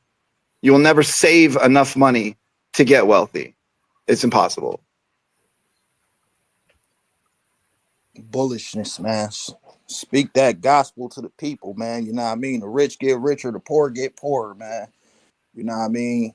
And it's just facts, man. Everybody has an opportunity, like you said, even if it ain't in wing, man. You feel me? Anything, man. And the problem is, like they were saying, you know, when you're not investing more than you're willing to lose, you don't panic. That, you know, when you just like, okay, I'm gonna put this little couple dollars in here this week. Okay, I'm gonna skip next week. The following week, I'm gonna throw some more money in it. So when you see it's crypto, charts go up, they go down. But when you just investing your money that you just like, I'm putting this away, I'm putting this away, I'm putting this away. It's like putting it in a savings account and you just letting it sit there and chill. It'd be the ones that they overspending, like you said. You putting your rent money in, you putting your car insurance money in. You ain't gotta do that. All you gotta do is put your little crumbs that you gonna spend on your little whatever you do, your chump change as they call it in the hood, you know, and you just put that and you make that investment. So when it goes up and down, you ain't worried. You like, okay, next week if it's on a dip, I'm getting a DCA in real quick. If it goes up, now you watching your money grow because you're not panicking, you're not stressing, you ain't letting your investment worry you and be a burden on you where you feel like you're losing. Because when you put what you can afford in it, you're gonna always win. Because you're not freaking out when the market start crashing or when this going down. You like, oh, that give me more opportunity to buy next week. Some people be like, man, I hope it stay down till I get paid on Friday. Those are the smart investors, man, that ain't overkilling themselves with trying to make money fast, man. So just pay attention, be smart, and your time gonna come. You investing in the business, man, at the end of the day, not a crypto token. Well, Ben, you're totally right on those points. And another factor is that when you, and never do it, guys, just never do it. But people do, right? They take rent money, they take their bill money, and they will invest it, right? When you do that, you're in a panic state of mind. You're not thinking rationally, and you're not making good decisions, right? If you're going to go gambling with money that you can't afford to lose, you're probably going to do some of the worst gambling you've ever done in your entire life. And it's just crucial. Obviously, there's risk in all things, but whenever you're going in there with a wild mindset and desperation, genuine desperation, the likelihood that you lose skyrockets. The scarcity mindset. Hey, bud. Can you hear me? I hear you. I just like to bring up one fact. How many crypto communities have you been a part of that on live tell you don't spend more than you can afford? Even as we're trying to grow this project, you have community members and team members telling you to invest wisely. That should show you how different this project is. So true.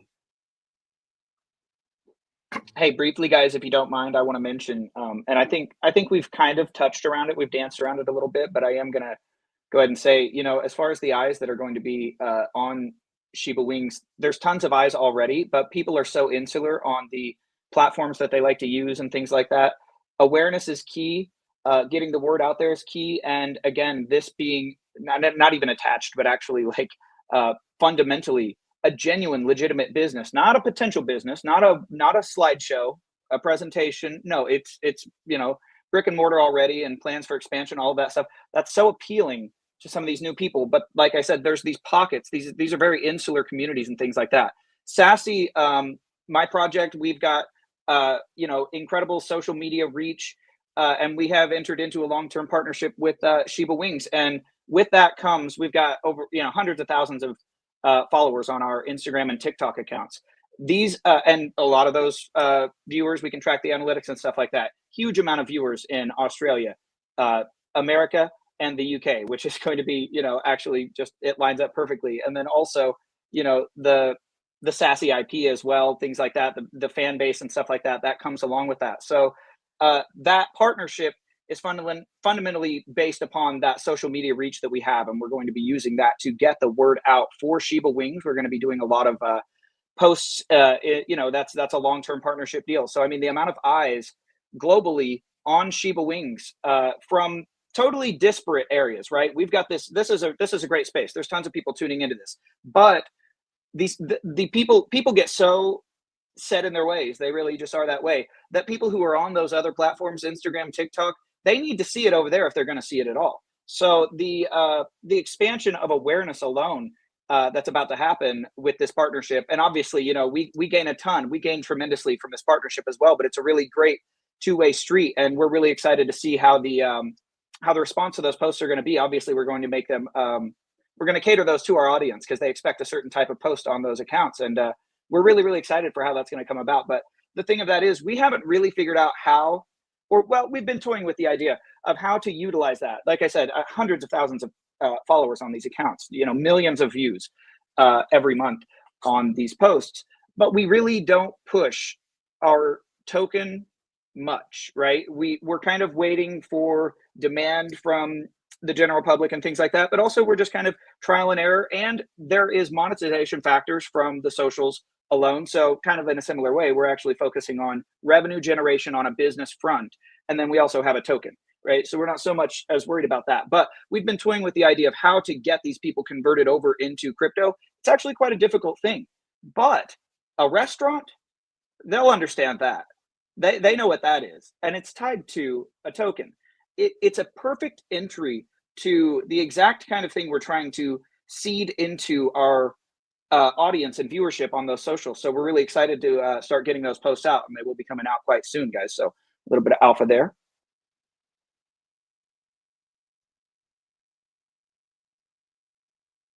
You guys have at Sassy have got a lot of views per month as well. So when we were looking into that, that was pretty exciting. A lot of eyes is going to be on both projects. The Shiba Wings business and franchise as well. So definitely looking forward to seeing how this collaboration grows.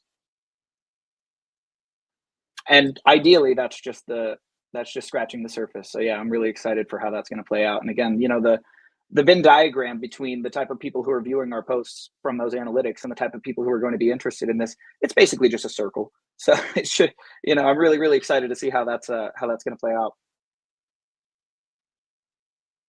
Definitely exciting times. Rock, what gets you most excited about the location over in Portland for the Shiba Wings restaurant, the very first one in America? For me, it's the efficiency, right? As a chef, I know that every extra step that you take in the kitchen during a shift is wasted time.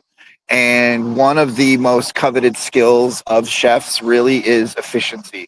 And that's why workflow is so important. The kitchen layout is so important.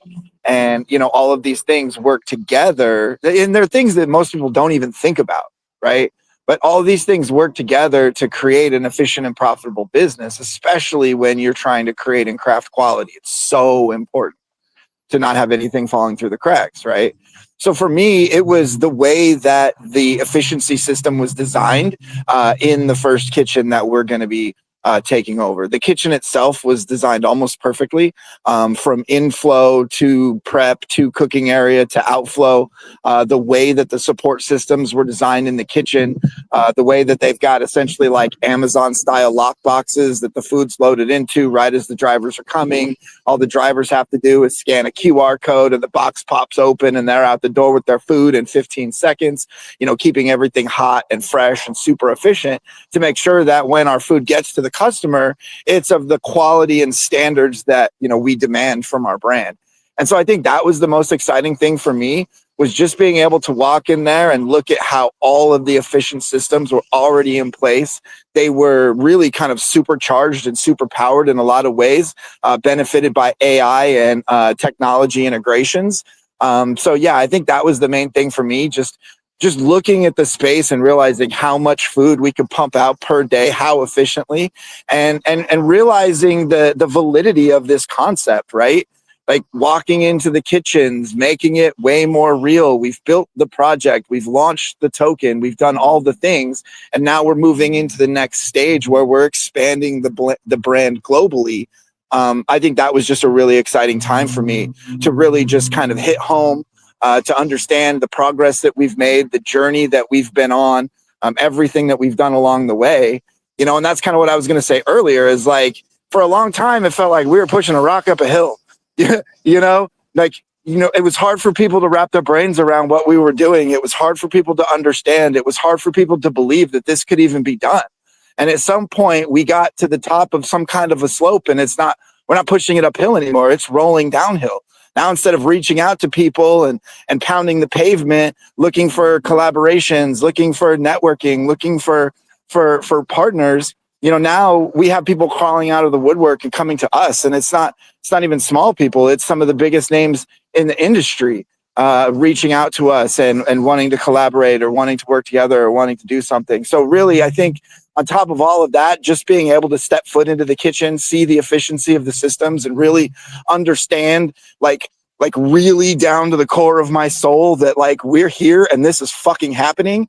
That was a really, really amazing moment for me. It's a massive achievement opening up, you know, globally in the first place, but there's so many locations that you had to choose from in America. So I don't know, you've put a lot of research and time into that. And a lot of people don't realize, especially the community members from the crypto side of it, don't realize how much work goes in the background. You know, you've got to structure a company over there in the US. You've got to create production lines and food delivery services, and it's just a phenomenal amount of work. But once that first restaurant is actually opened up and is functioning, that then becomes a lot easier, doesn't it, Rob? Yeah, 100%. Anytime you're moving a brand into another country or opening up any business at all, there's a lot of steps that you've got to take. You've got to register the business. You've got to register for taxes. You've got to get certain permits, you know, and with food, it's even more detailed. You know, you've got to have all kinds of detailed information for the local health departments and for your sanitation practices. They call it HACCP here, essentially, which is, you know, your product, how it's stored, the temperatures that it's stored at. Like, everything has to be very detailed. And so each time you're moving into a different country or even a different state in the United States, you know, you go through this sort of set of hurdles that just have to be kind of, navigated through. And then each time that you do that, all of that work is done, and it becomes much, much easier to spread out in each of those jurisdictions. So, yeah, I mean, that's another thing, is like getting through the hurdles of establishing the business in multiple countries, getting through the hurdles of establishing the logistics and supply lines, getting through the hurdles of the local health and sanitation departments, working with them and getting everything, up absolutely up to snuff and beyond. It's a lot of work. And and I don't think people really understand like the amount of research that goes into like where we're opening. Like, we're not just opening in Portland, like, because I live here. I mean, that makes it beneficial. But one of the reasons I actually live here is there's more James Beard award-winning chefs that come out of this city than almost any other city in the United States. People would be very surprised. On top of that, it's a massive gastronomic scene and the foodie scene, the food blogger, the amount of publications that are focused on it, the amount of restaurants that are really good. It's a very huge city for food. I believe it's like in the top 10 for the world for gastronomy. It's top 2 or 3 in the country for food trucks and food cart pods.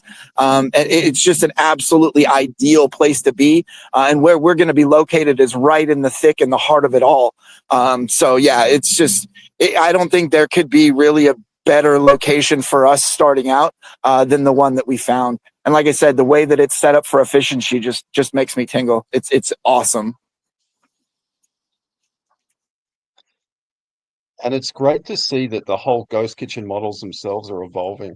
Everything that you've just spoken about, Dan, I know that you had a look at a few of the ghost kitchens that weren't up to that sort of standard. So picking these high quality standards was top priority for you, is my understanding. Yeah, 100%. Like I said, it all comes down to efficiency. And a lot of these, so Portland is very, I'm going to say, eclectic. And in a way, that's really good, right? So if you're trying to start a food establishment here, there's ways that you could do that are not available to you anywhere else in this country. There's food trucks that are parked in alleys. There's businesses that are built on the front lawns of people's actual residential home. There's there's sometimes tents and carts and things that are set up in just a gap between two businesses or whatnot. I actually know of a wine bar that essentially borrows the kitchen from another bar that doesn't serve food.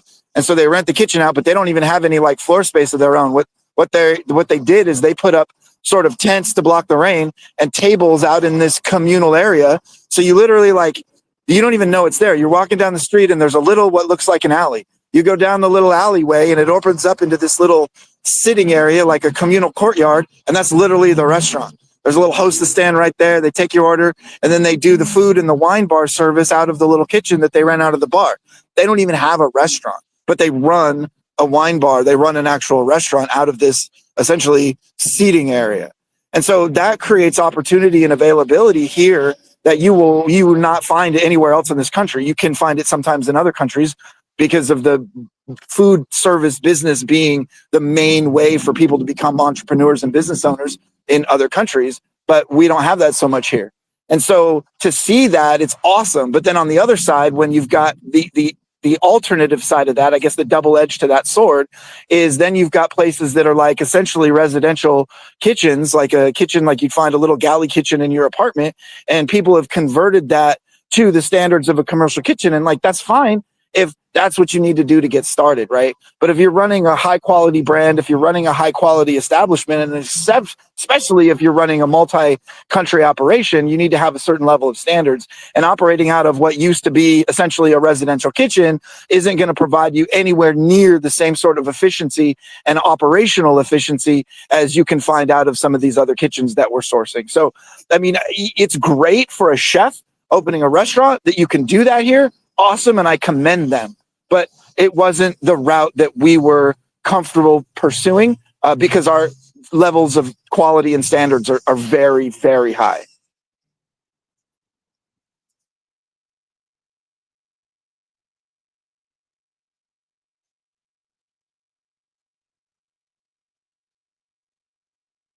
Yeah, I know that Jason in particular wants to make sure that there's high quality food production lines over there. So very glad that you're in the helm at that with your restaurant experience as well, Rob.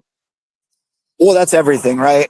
And then that's the main reason why in the United States, especially, that fast food is really looked down upon. Most people, they don't want to go to a fast food establishment. In fact, there's actually been legal disputes over what these fast food establishments can call their food. So, for example, McDonald's, especially in America, they're not allowed to call any of their chicken products. They're not allowed to call them chicken because they're no longer primarily chicken. At one point, they were tested to be like 51+% soy product. So they have to call them Mick Chicken or Mick Tenders or Mick frickin' whatever, because it's not actually what they're selling you. So there's a lot of deceptive practices, especially in fast food, with the types of things, the products and chemicals and other things that are allowed to be put in the food for preservative measures, and the way that they're allowed to make certain products and sell them is kind of more open here than in a lot of places, like especially Europe. So that has created really a rift sort of in the fast food industry where people really shit on fast food here.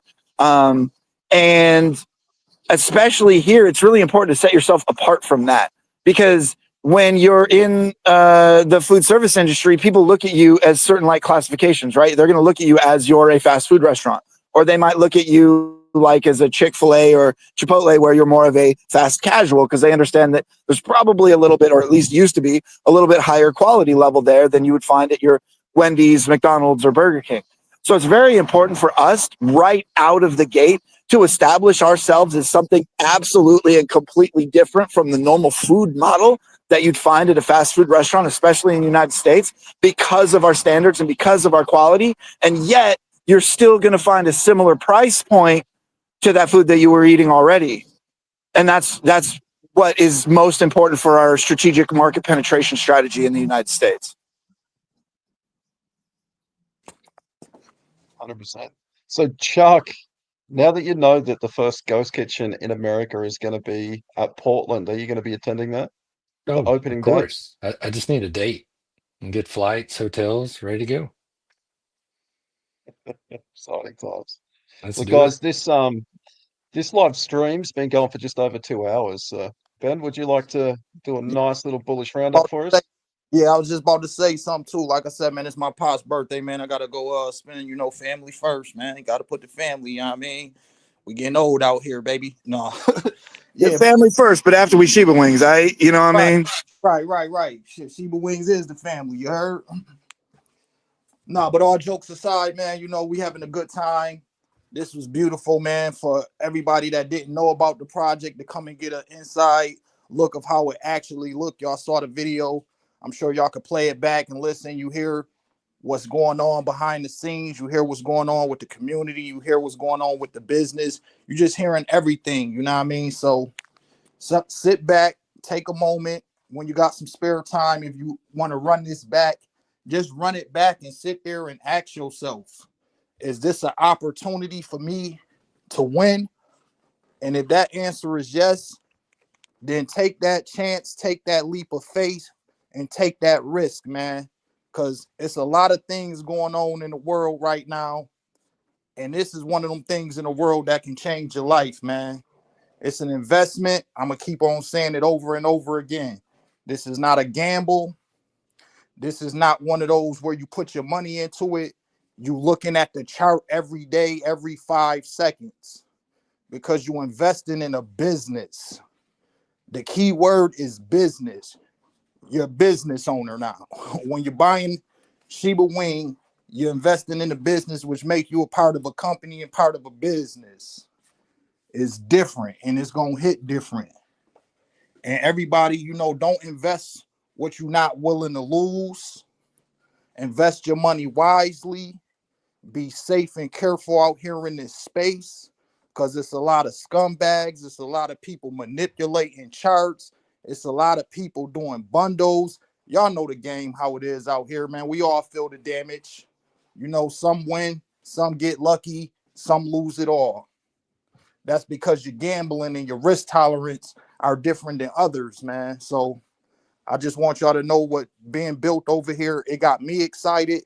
I hope that y'all getting just excited as I am, and take a chance to believe in something. $50 here, $20 there, $5. You feel me? It ain't like you got to pay no $300 in gas fees, $100, $50, $60 in gas fees. You can put $2 on this joint a week if you want to. But I recommend that, not telling you what to do, but it'd be foolish to sit here and see the opportunity right in front of you and you just don't take it and you just don't do nothing. You have to do something that's going to change your future, and your future self will thank you. You got to imagine when this thing get pulled off, and it's going to get pulled off, you're going to be in a situation, in a position where you'll be able to help your family, help your mother, brother, cousins, aunties, nieces, nephew, kids. And every day I hear stories about how people losing their money. I go to spaces today, I pulled up in a couple joints, and everybody is like, it's the same thing. Oh, the market crashing. We waiting on Kanye.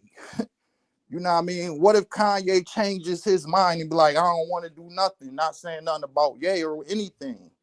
All this is risky. Yeah, you can make money. You can diversify your portfolio. You can have your blue chips. You can have your memes. You can have your utility. But you got to have you some wings up in there, man. You just have to. And I'm telling you right now, many will regret it because they looking at price action. You ever heard the phrase, yesterday's price is not today's price? Well, that's what we going to be saying over here in the future. You getting in under $2 million market cap. These are entries and levels that you want to be a part of. You want to be a part of a project where the team is transparent. They not hiding their faces. They not hiding their identity. They not hiding what they're trying to build and what they're trying to develop.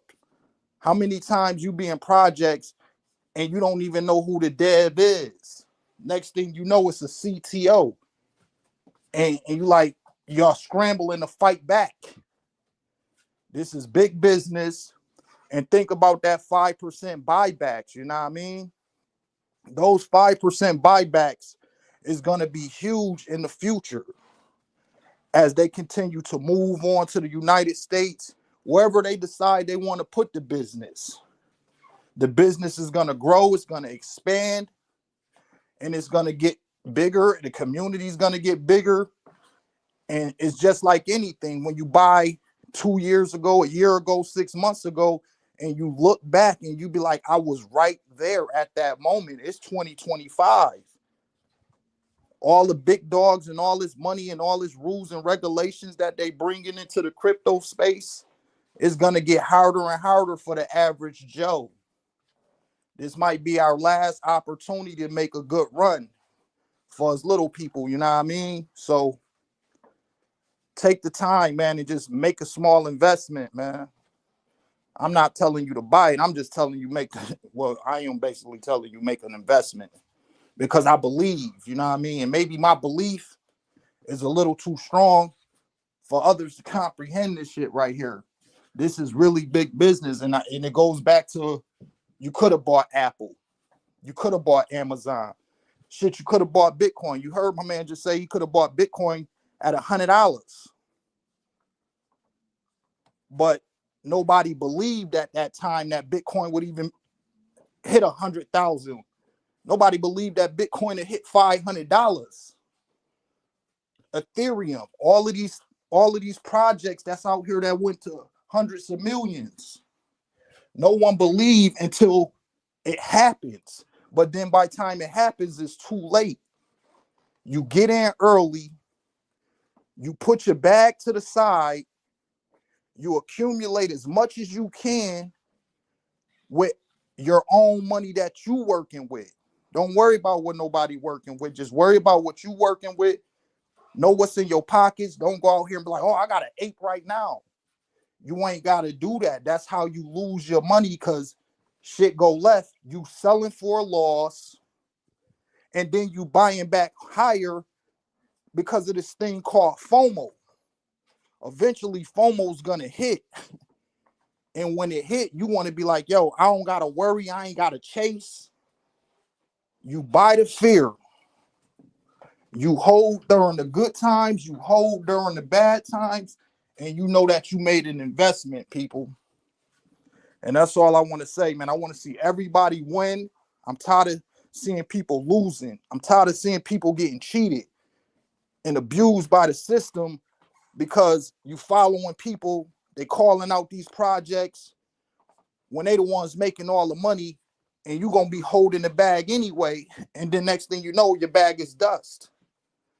Turn that dust into wing tokens and just sit back and be patient. Stop looking at the chart. Stop looking at the market because you don't need to focus on those things. We need to focus on building and letting the team do what they got to do to get these franchises all around the world. And we just got to do as a community is spread the word. Ain't nothing wrong with getting out there raiding, shilling your bag if you know you telling people about a solid project, a solid business, whether it's with Wing or anything you investing in. It feels good to raid something that you know that ain't gonna harm people. You know, it feels good to be like, yo, people hit you up and be like, yo, I bought that project. I invested in this project with the utility, whatever. And they come to you and they thanking you months down the line because you helped them help somebody else that needed help. Pay attention, run this video back, come to the Telegram, get all the information you need, but please don't let this opportunity pass you by because I am going to be the one to say, I told you so. I tried to tell y'all over and over and over again. I don't care if it takes weeks or months.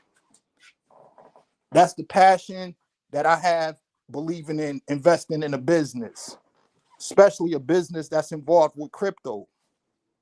We all should want to be excited to invest in a business that's involved in crypto in these days and times where the president is pro crypto.